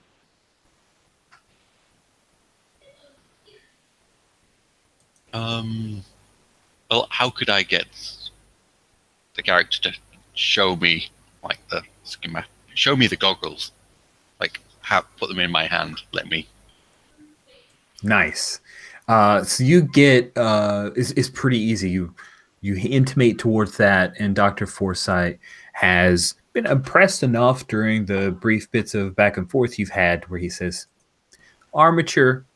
Or did you introduce yourself? Like, I don't think he knows you, right? So Maybe he kind of gives a like, well, and then so you like a pause for me to put in my own name, like the amateur, sir. Armature. I really like where you're headed with this. I think that we should have a conversation. Let's have a conversation later after this particular presentation where we can go a little bit more in depth. And if there are any of the other grad students or other interested parties who would like to meet with us after about half of an hour, more or less, that I can offer to you after this presentation, which will end in 16 and a half minutes. I kind of look around, kind of expecting this. Everyone would leap at this opportunity. Dude, there's no one leaping at that. Ash, are you leaping Yeah, at I that stand opportunity? up. I'm definitely into it. Oh, Ash is into it, which means Ruby's into it. What Atlas? You don't have to stand up. You could just sit up and just like standing up. I'll Just raise straightens a his hand. back a little. I raise a hand. Nice. Cool.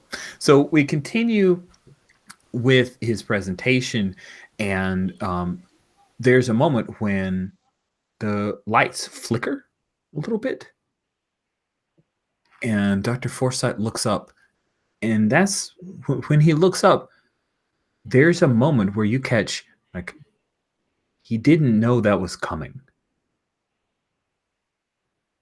Then he slides right back into his speech. He doesn't sound, he's an affable gentleman. He's unflappable. It's actually the term I was looking for. So he slides right back into his speech and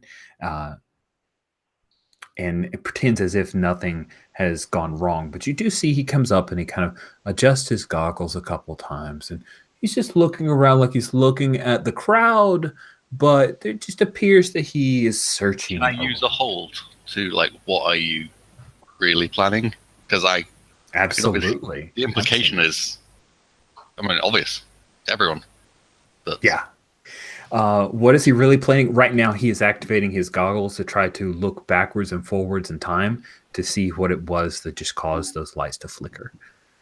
There is some concern to kind of pick it up. He's masking it rather well, but you're attuned to it. You've chatted with the gentleman. You know enough about. You've studied enough to have an idea. Ash, what's going on for you? The lights flicker and Dr. Forsyth, rolls right along, but also touches his glasses. That seems weird. And Armature definitely looks kind of a bit pensive now. It's like, I'm going to excuse myself to visit the restroom real quick. Nice. I'll Ruby move out of the way as you pass by. Ruby gets up. She thinks this is some kind of thing, so she follows you. And when you guys get into the hallway, there's like this, long circular hallway that's behind the lectern hall. She says, "Did you want to get some different pictures somewhere, or?" If you know where the bathrooms are here, that would be super. Oh yeah, sure. It's this way, and she'll lead you along. It's one of those like curved hallway type deals, and sure enough, there's the restroom. And she says, "I'll just wait out here." And she pulls out her phone.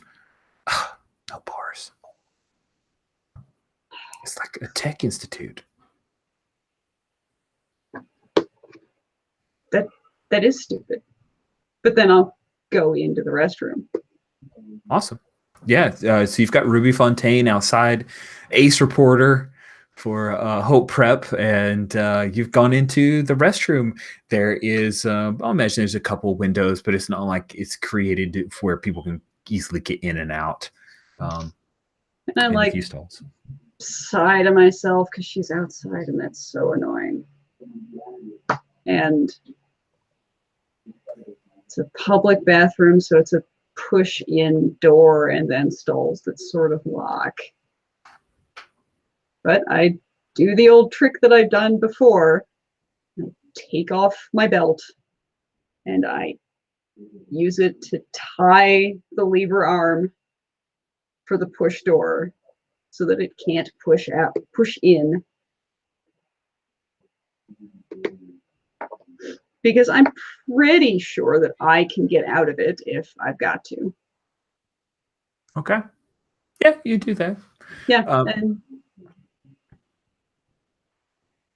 and yeah, I check on my phone. I actually try to connect to the local Wi-Fi.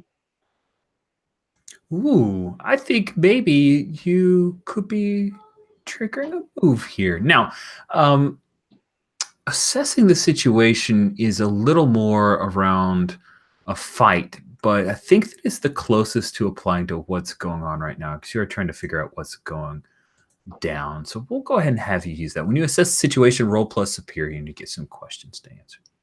Cool beans. Doop. Doop.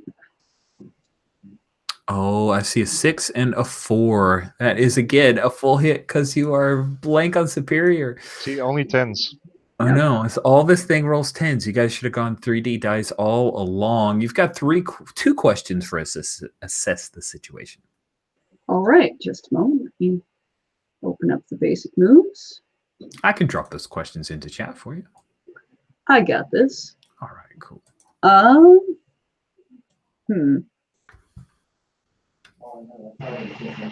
So I guess what here is the biggest threat is going to be the easiest opener question. Awesome. So what here is the biggest threat? You open up and try to find bars, and what you find is there's no Wi-Fi here. There should be Wi-Fi of some kind that you maybe can't connect to, like, private network. There's nothing at all. There's in an institute of technology that is problematic. Now, biggest threat, is that the question, right? Yeah. Okay, so here's the biggest threat. So you're unable to connect to any technology while looking at your phone, and then you see that the phone model actually shifts. Before you were holding like some kind of modern, like Samsung Galaxy iPhone thing. Then all of a sudden you're holding like a Nokia Flip, and then all of a sudden you're holding like this really big cordless phone. And the biggest threat is that things seem to be shifting. Like there seems to be some kind of temporal shifting that's going on. Time is being weird. That's strange. I definitely stopped naffing about and actually take on my Seraph persona. Nice. Cool. All right, so you take on your Seraph persona, and you hear from outside, like, what the? Weird. And it's Ruby's voice. But you're Seraph now. What do you want to do, Seraph? Well, I want to get out of here in a direction that Ruby won't see me, or at least won't see me and think she came from the bathroom. This is obvious. So cool. I'm going to be like, knock, knock against it. One part of the wall, knock, knock against another part. And the one that sounds most hollow, I'll try to phase through it. Oh, that sounds amazing. Why don't you unleash your powers? So while you're doing that, I'm going to kick back to the lectern hall, and the lights don't flicker this time, but you actually see that there is like a flickering, like a lightning bolt, very thin, narrow, quiet lightning bolt of blue that happens behind Dr. Forsythe. He turns, looks over his shoulder, and he says, and that will conclude the rest of my lecture for today. Thank you all so much for coming out. I look forward to talking with you again. Go ahead and if you can, please exit the stairs there. And he says, I would appreciate very much. And then the armor that was behind the claymore starts to like step off of the stand that it was placed into, and the metallic hand reaches and grabs that claymore and starts to pick it up, and people gasp and they all start moving really, really fast to get the heck out of here. Atlas, we're not going anywhere. And I start moving towards the doctor. Hey, don't tell me what to do. I was going to stay here. Nice. Nice. So we'll kick back as you guys all come up. And of course, there are members of Hope Prep, right? We have Selena, we have the crystalline entity, and a few others that are all making their way towards the stage. But the teachers are like, no, we need to file out of here. Dr. Forsyth's got this all taken care of. They're trying to talk the kids back and yank them back towards, but evidently, Armature, you're small enough to where they're not bothering with you. So yeah, there's that chaos that's going on. We jump back to Seraph's attempt to secretly phase through. What? I rolled a 3. Oh, that is bad. So after 3 10s, you need to get 1 3. There we go. Okay. Nice. Okay, so Better. then good. I'm just glancing at the moves for the Janus. There are specific playbook hard moves that I can make, and I'm just looking by there. And you hear a scream outside. It is Ruby's voice. What do you do? Well, clearly I need to hurry and help Ruby, so that's what I do. I'm like, peek, and I peek through, and like it's perfect. It's like a janitor's closet or something. And it would take me halfway around the hallway, and I'd be in the clear. And instead, I'm like, well, shit. And I turn around, and I bust through the actual bathroom door. Nice. I still phased, but you shove the bathroom door open, and you see that there are 3 Hessians, like from the Revolutionary War, who are charging after Ruby Fontaine, and she's running the other way. What do you do? I actually don't get it. Help me. Oh, German mercenaries that fought in revolutionary time. Okay, cool. I should probably Google that just to help.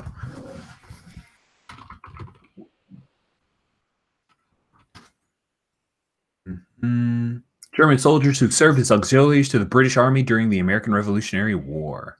All right then. I assume that they're, dressed in cloth and have a rifle slung over their shoulder. They kind do. Of thing. They have their muskets out. These are muskets with bayonets. Oh my! These are some really good-looking cosplayers or something. Yeah, that's not what I think. Goodness. One of them is riding a horse. Phew. All right. Well, I'll try to catch up to Ruby and help her get further away from these people. Nice. And I'll just, because I've got one, thank you, Wikipedia, I'll just quickly show you that that's generally what they look like. They're the kind of, they've got these crazy big hats, and this one's on a white stallion, because why not? That sounds awesome, right? Sure. It's a painting. It's a painting. Here we go. It's like they stepped out of a painting. Right. Cool. I think you're directly engaging a threat. All right. Then I will roll some dice for that. That's danger. Yes. And we'll cut back inside as you step forward. Well, that is weird. I didn't think it could do that. Yeah, that is weird. Now, the good news is that we do see the number over to the right, so we do know that it's a 3. But yeah, cock dice are annoying. But yeah, even if it were a 1 and a 4, just because your danger is a settle, that is not good. Now, you guys are engaging. You're basically entering battle against a dangerous foe as a team here, right? So we should add 2 to the team pool. Where's the team pool go? That is a great question. I'm going to add a note to self that we need to add a team pool to Okay. the Roll20 doc. Yeah, can that be like a token on the It map? certainly can. Yep. I can even add text, and I'll add it as a pretty big piece of text. I'll do it as like 56. So I'll just add it here, team pool. And what start with, we add 2 to the team pool. Who is your leader? I did tell Good question. Atlas what to do. Yeah, I guess that's He did answer quite grumpily, like, but All right. Do you have influence over every teammate? I don't think you do. I think I might actually. Oh, you have, influence over me. Yeah. You have influence over Seraph? Yeah, Atlas and. All right. That adds 1 to the team. If everyone has the same purpose in the fight, I'm going to say early enough, like, the purpose is what? Stop this weird time anomaly threat? People don't stop time anomaly. All right, cool. That will add 1 to the team. If any team member mistrusts the leader or the team. Me. All right, so that's a 3. That removes the team. If your team is ill-prepared or off-balance, I don't know. I'll leave it to you guys. Do you feel ill-prepared or off-balance? We haven't prepared. All right, you're back down to team pool of 2. Congratulations. By the way, every time you've missed, Ashley, you got an XP. So I did. I marked bully it. for you. So you've leveled up already. In this game, it's called potential. So you should have a couple of those sitting on your character sheet. Sweet. Sly. That is amazing. And so we've cut back to the lectern hall. Dr. Foresight has turned around and is engaging this armored claymore wielding creature, and he's kind of moving just perfectly for the sword to slice over his head. You see the pair of Colt 45s are now being picked up by a gentleman who is wearing a lady who's wearing a black cowboy hat and some really killer looking snakeskin boots.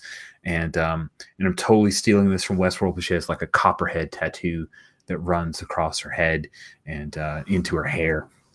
And she's gone over and she's picked up those guns and is now starting to aim them at Dr. Foresight. What do you do? So he's also engaged. He's engaged with the kind of knight. Yes. So right Claymore. on the stage, there is a knight who is wielding that claymore with both hands. Sorry, Atlas, he's just not that big.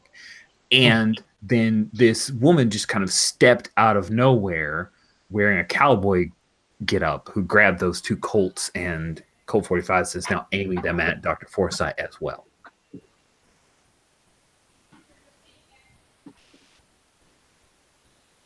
I'm like, Doctor. I think I would go for trying to wrap the guns up and take That those sounds out. amazing. You're directly engaging a threat. Go ahead and roll plus danger. Yeah. It's flat roll. Oop, I need to submit.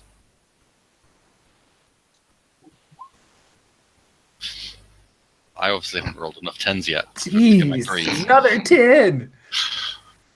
Look at all these 10s, gentle beings. So many 10s, 10s and 3s. That's all we get is 10s and 3s, 10s and 3s, 3 10s, 2 3s, and a 10. I'm just saying somebody has been playing poker with our dice. All right. That is amazing. With 10 plus, you get to pick 2 options. You trade blows. And who are you trying to wrap up? Well, I'm specifically trying to take the guns from the lady. Cool. So then you're trying to take something from them then. That sounds good. One. And, do you want to... You've got a second option. What do you like? I want to resist and avoid their resist or avoid their blows. Cool. So when she sees your weird stretchy arms coming at her, she'll aim a gun at you. How is it? Do you like block it, deflect it? Does she just miss because you've yanked her arm or what? As she's about to fire, I think one of the tentacles just hooks around the barrel and just aims it to the ceiling. Nice. Bam, bam, a couple of bullets. Yeah. Man, there's screams. People who are trying to get out now are just running over top of each other. It is now pandemonium from gunshots. Atlas, what are you doing? Atlas jumps onto the stage and heads for the armor. Sweet. Is this one of those like feet through the stage? Kind of it creates a little bit of a crater there, or is It's not a crater, but it's like there's definitely like a little bit of a shudder on the, on the stage. Nice. And they say that the lectern I mean, Dr. 7 Forsyth feet behind, still. like, falls over. Sweet. So, do you want to directly engage this knight then? Oh yes, absolutely. Directly engage a threat. Look at all these directly engaging. I love it. I haven't forgotten you, Ashley. I mean, It's Sarah. okay. It's cool. So it's a 9. Oh man, a 9. How boring. What a mixed result. That means thinking. All right, I like it. Cool. So on a 9 with directly engage, you get to pick one option.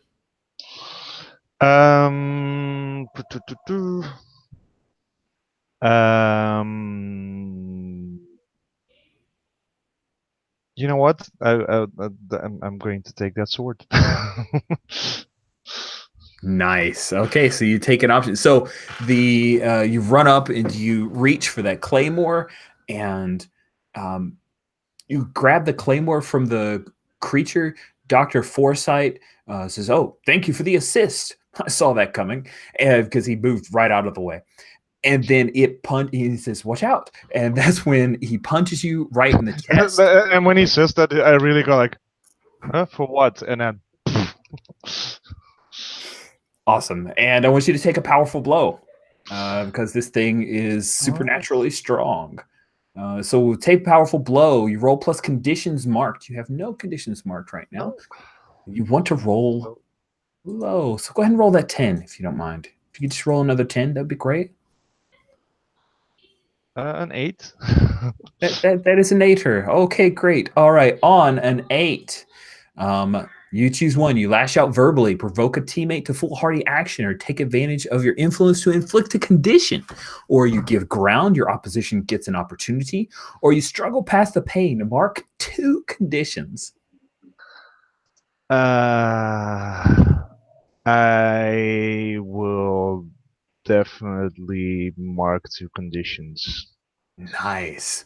So this armored creature punches you right in the ribs, and then we see like the double hammer, bam, it just beats you across the head, but you struggle past the pain. And what 2 conditions do you mark?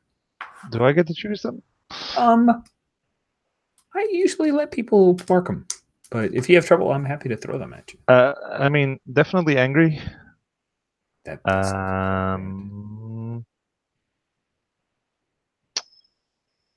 afraid, guilty, hopeless, or insecure.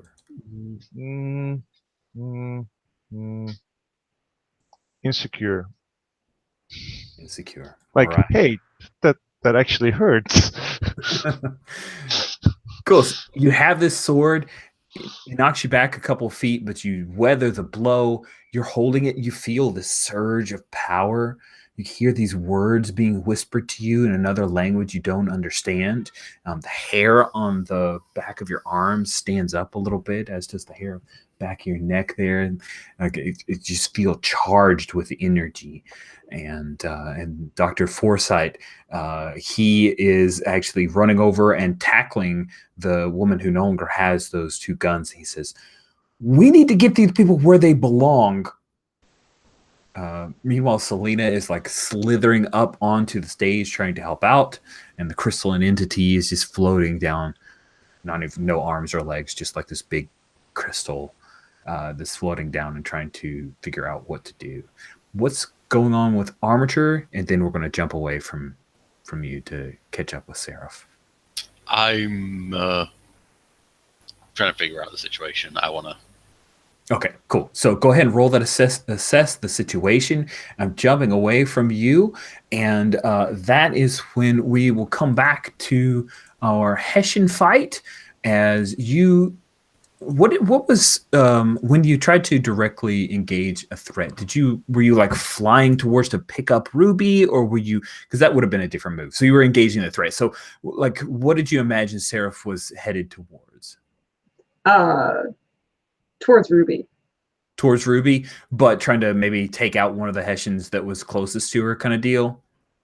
I probably should have let you roll to help somebody, but that's not the move I called for. So sorry. That's okay. In this case, if it's definitely directly engaging, I think that what Seraph would have been doing would be like trying to get somebody off of his horse, or like to knock a musket out of somebody's hands, that kind of thing. Nice.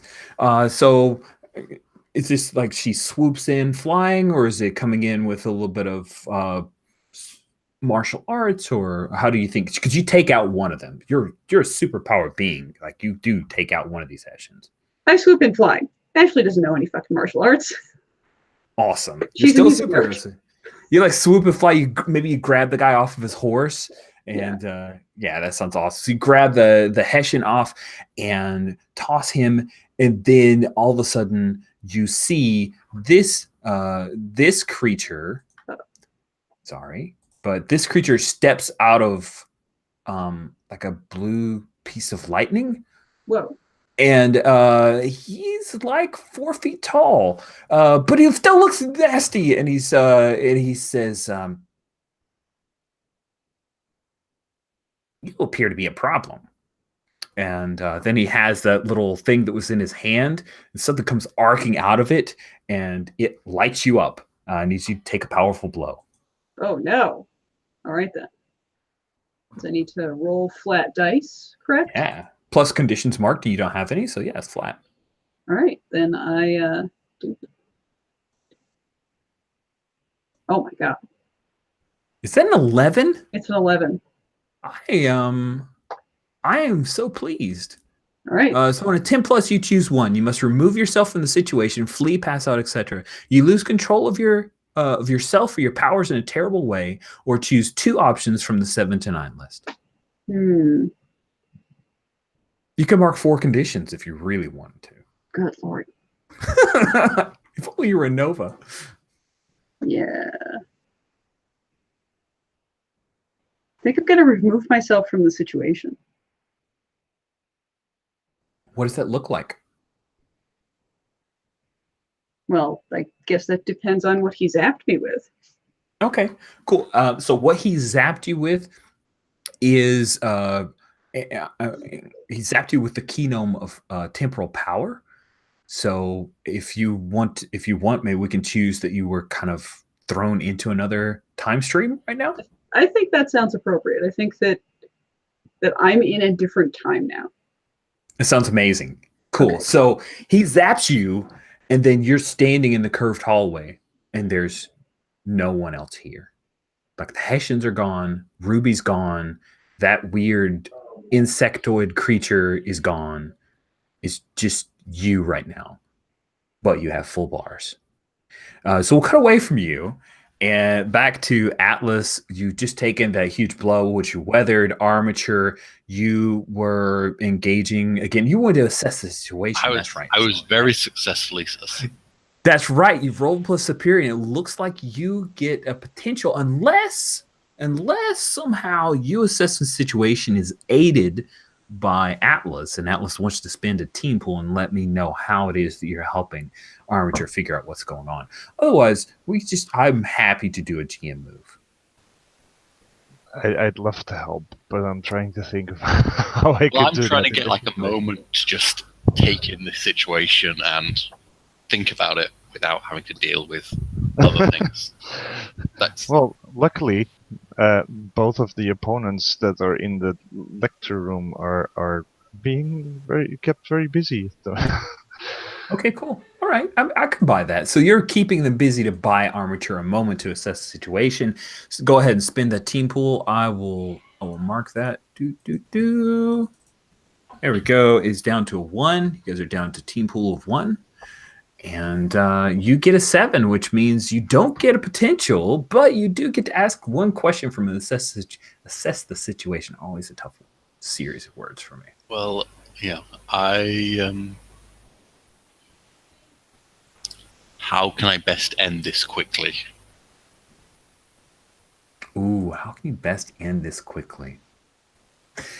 You have studied about this, right? Because you know enough about temporal mechanics, and this appears to be the work of the Farlander. The Farlander is an alien being.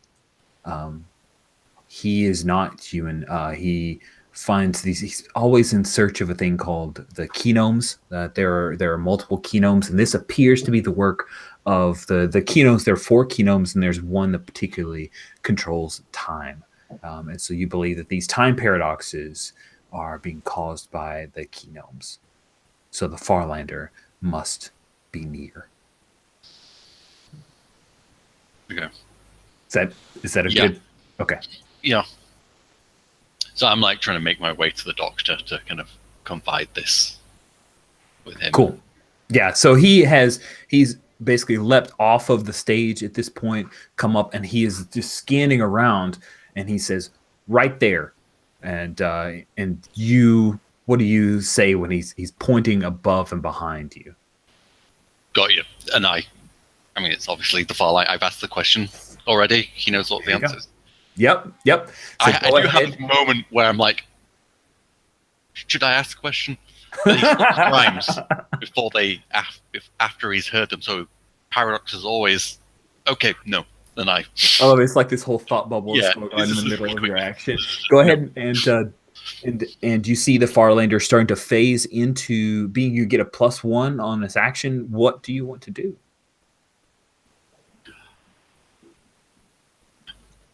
I want to provoke Atlas to run at that wall as hard as he can.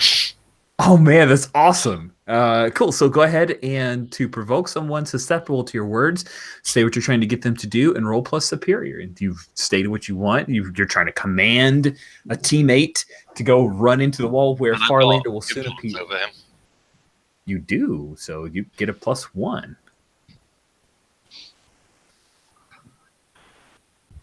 I'm kind of like, I'm wondering if I would be as calculating to play on his emotions to get the result I want.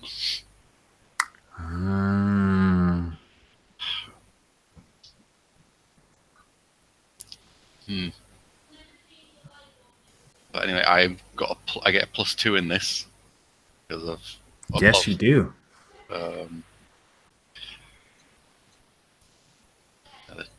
Should be pretty good at this because you're very superior, and you got +2 conditionally from the assess and from the influence. So let's see how it goes. This is when you roll snake eyes. That's why I'm guessing. I think I just Atlas, I need you. Run the wall, please. I'm not going to be. I don't think I can do emotional manipulation. That's kind of outside of my. Oh, No way! No way! Okay. I called it. Oh, I mean, man. that's just going to be very simple. Atlas is gonna. I'm firing this thing here. Nice. Uh, Busy. I'm busy. I can't believe there's only one potential roll, and I called it. I called this snake I had eyes. +4. No, I had that's +4 amazing. on that roll. Sweet. So you call for you call for help from Atlas. He says he's busy as he stomps forward with his killer looking claymore and his super action pose, Jim Lee style. And that's when the Farlander zips into being, and lashes out with a Keenome, and you're caught flat-footed, Armature. You put your trust in your teammate, your ability to tell him to do your bidding, and that did not work out. I want you to take another powerful blow here. I'm just taking them out like candy, guys. You have no conditions marked, if I remember correctly, so I'm sure you'll be fine. But I'm hoping you roll another 10. Oh, nasty. All right. On a miss with this one, you get potential. You stand strong as normal and say how you weather the blow. So when this temporal anomaly comes out towards you to hit you, how do you weather this blow? I think one of my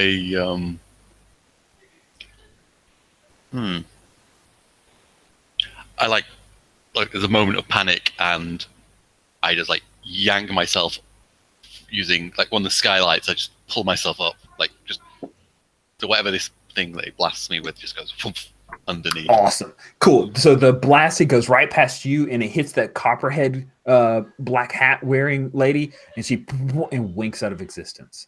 Just gone. 30%. The Farlander says, "Curses, you infernal little..." That's all he gets out. And then Foresight is charging up the stairs. He tells the crystalline entity, he says something in like this weird high-pitched squeaking noise, and it lances out some weird energy towards the Farlander, and he sees that, and he pops out and disappears.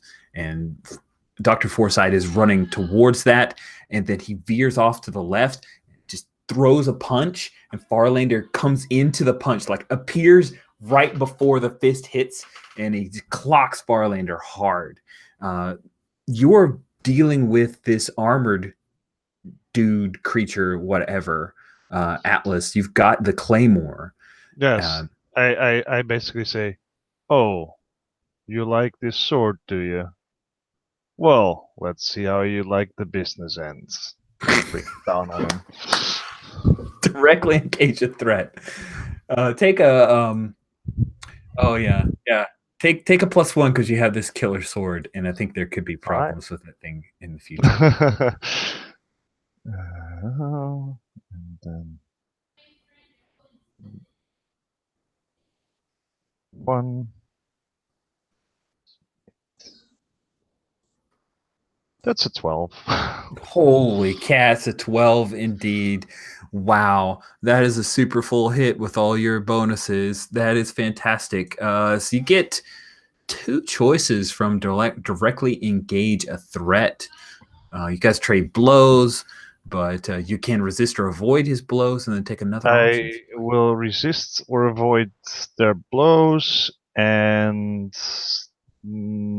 impress, surprise, or frighten the opposition because everyone else is busy at the moment. That no one can take an opportunity that I create. So I'll go for resist and impress.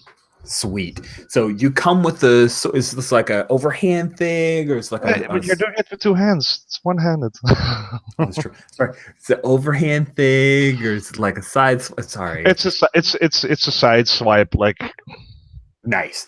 You sideswipe across the armored creature, and you actually slice off. Like the arm comes off, and there's no blood or guts. There's like nothing inside, and the armor falls, it shatters to the ground, and whatever was inside, you've taken it out or destroyed it, or it dissipated or teleported away or something, and there you are still holding that crazy big claymore. And Atlas looks at it like, pretty good stuff. Messi kind of looks like Cloud, like Cloud from Final Fantasy, like this huge sword. And so the Farlander gets clocked by Dr. Foresight, and Dr. Foresight pulls out these manacles and puts them on Farlander's, 2 of Farlander's hands, and then he says, "Armature, I could use some assistance." Of course.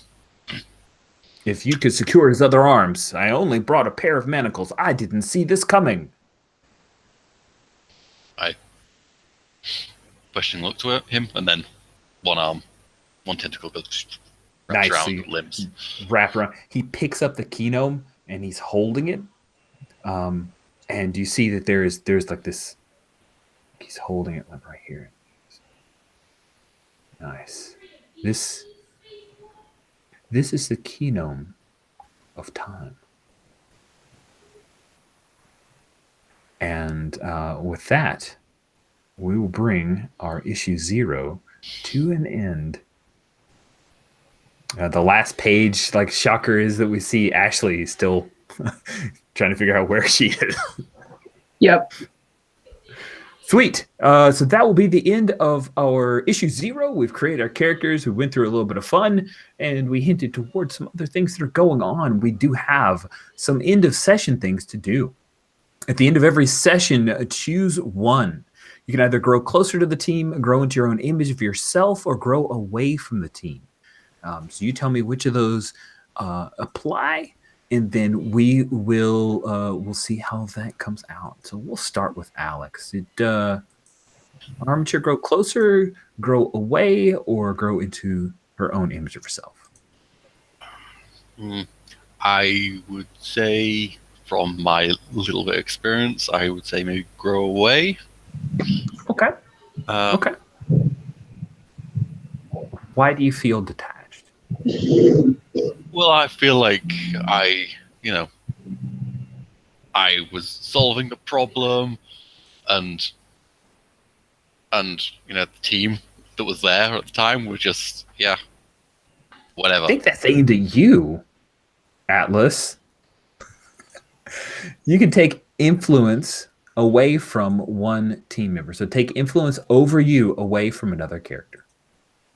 Okay, so now Atlas does not have influence over me, I guess. That's the way it goes. I did I have influence over you? I don't think so. I don't think Atlas did. Well, I think it's still. I don't have influence answer, over anyone. It's just not a thing a bull does. So do you take influence away from Sarah? She wasn't there to help out.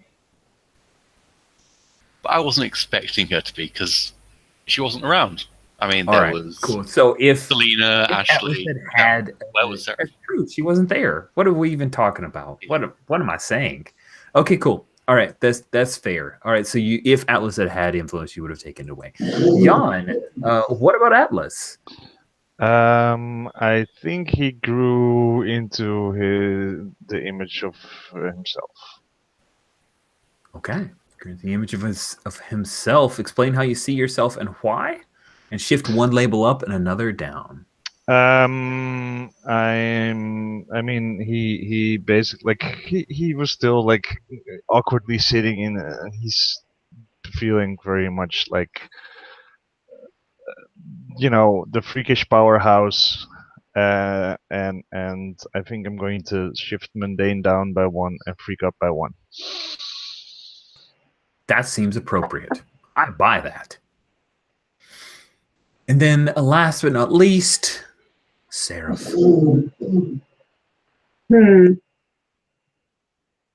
So yeah, I don't think that I grew further apart from or closer to the team. I think that what happened to me this session didn't really have much to do with the team. So Fair. I will grow into my own image of myself. And boy, let's see. How do I see myself today? Yeah, shift one label up and one down.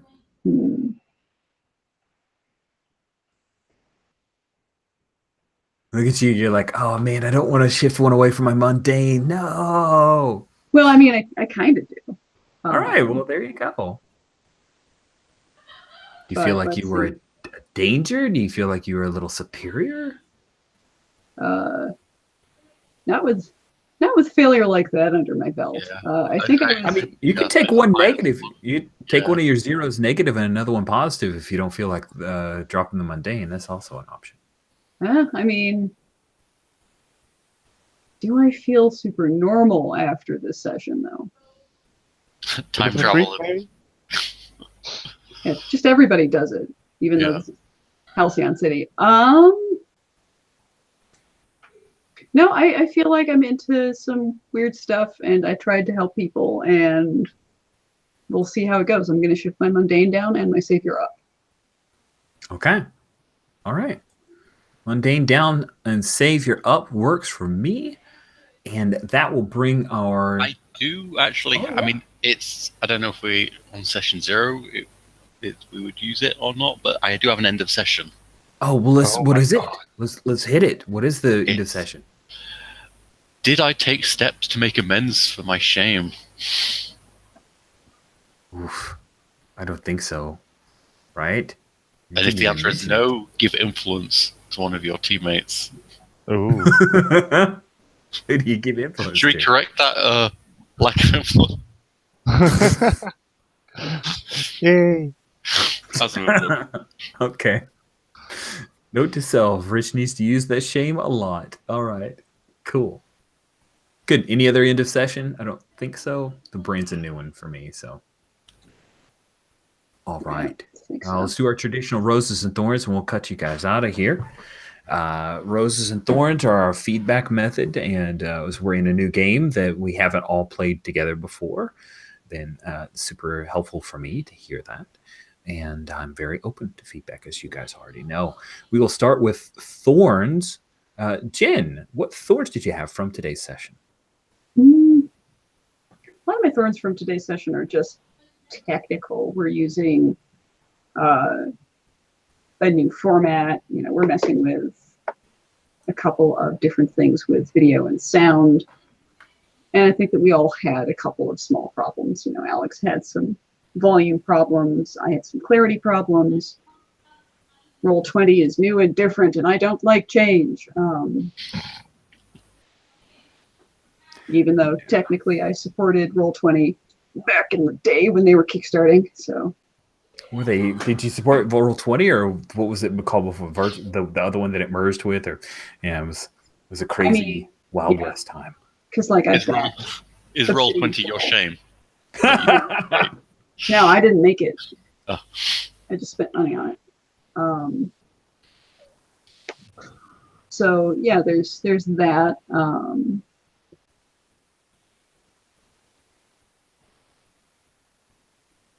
Goodness. Any other stuff? I mean, I didn't get to interact with the other player characters that much this session. Yeah, that's absolute legit thorn, and I will 100% not have you stuck in a time anomaly, because we're gonna, that was an annual, that was our issue 0. We may come back to this particular thing, but I would consider it kind of out of time, so I can step into it anytime. So we smash cut to another adventure that we're having. Yeah, although I think that someone's session got access to a claymore, but Sure. Sweet. Thank you, Jen. Thorns from you, Jan. Major thorn, of course, is 2 of our team not being here. Shame. And indeed, I would have loved to have some interactions with Seraph, because love. Yeah. Oh, man, she just kept blowing rolls. I was like, oh, this is gonna be awesome. We'll all meet up, and then host of roll. I'm like, crap. That sucks. And I actually, the chat has a few roses and thorns I'll share with you guys in a minute. Alex, what thorns did you have? Our dice rolling was just at extremes. It couldn't handle mixed results. But it was Tens and threes. And threes. Jesus. Right? I think we had quite a lot of rolls. There was 2 mixed results, maybe. Mm-hmm. It was crazy. That was crazy. Yeah. I have a lot of windows open. It's only going to get worse. Yeah. Yeah, and just the general, maybe it would be nice to have a little bit more time with just the character interactions before we, Yep. got all Okay. Yeah. distracted. I agree. Awesome. Well, let's stick with you for roses then, Alex. What roses did you have from today's session? I liked the results of our misses. I thought that was, not as hard as you could be, but it's the first session, but Yeah, definitely in the right. I'm not gonna like end the world on a miss in the first, but yeah, I'm glad it you like it. It felt like the right level. It didn't feel like you were pulling punches too much. Good. So, I really liked. I really liked the whole, I'm going to go change, and I like that thing. Even if it did, our roles kept Seraph away for after that, but I liked everything that happened there anyway. I was enjoying that action and the like, oh, time travel. Sweet. Thanks, Alex. Jan, what roses did you have? I didn't have any interactions with my love. The ones with my rival were definitely establishing a rivalry with Armature being trying to be bossy and me going like, huh? What? No. So I like that very much. That was great. And looking forward to more. Good. Thank you, Jan. And Jen, bring us home with your roses, please. I liked seeing the folks from Hope Prep School. That was cool. I liked establishing different things in the city. So we went to a cool location. Things sort of tied together very well with sort of the super and the mundane and what we were doing and what we were interested in. And yeah, I liked the results of my misses. They were both super bad. Good. All right. So roses and thorns from the chat. We have Luke, who's thorn is he doesn't get to play, but a rose he got to watch. He is in Japan, so it's a very weird time zone, and this is kind of leading into Monday morning for him. But he doesn't have to work tomorrow, so he got a chance to watch us live. And then there's this Juleski person who said thorns. There's no Yona or Paul. And the rose is that Jan has a good beard. I don't know who this Juleski person is, but they like Jan's beard, though. They like Jan's beard. So there's cheers for the beards. Thank you all so much. So we are 2 weeks before next session. Is that right? That's what you're saying in chat? I'm going to double check. Yeah, next you rescheduled next week. Yeah, so we are on the 30th is the next time that we play. All right. Well, thank you all so much for playing with me, and thanks everybody for watching. And we'll see you guys in a fortnight.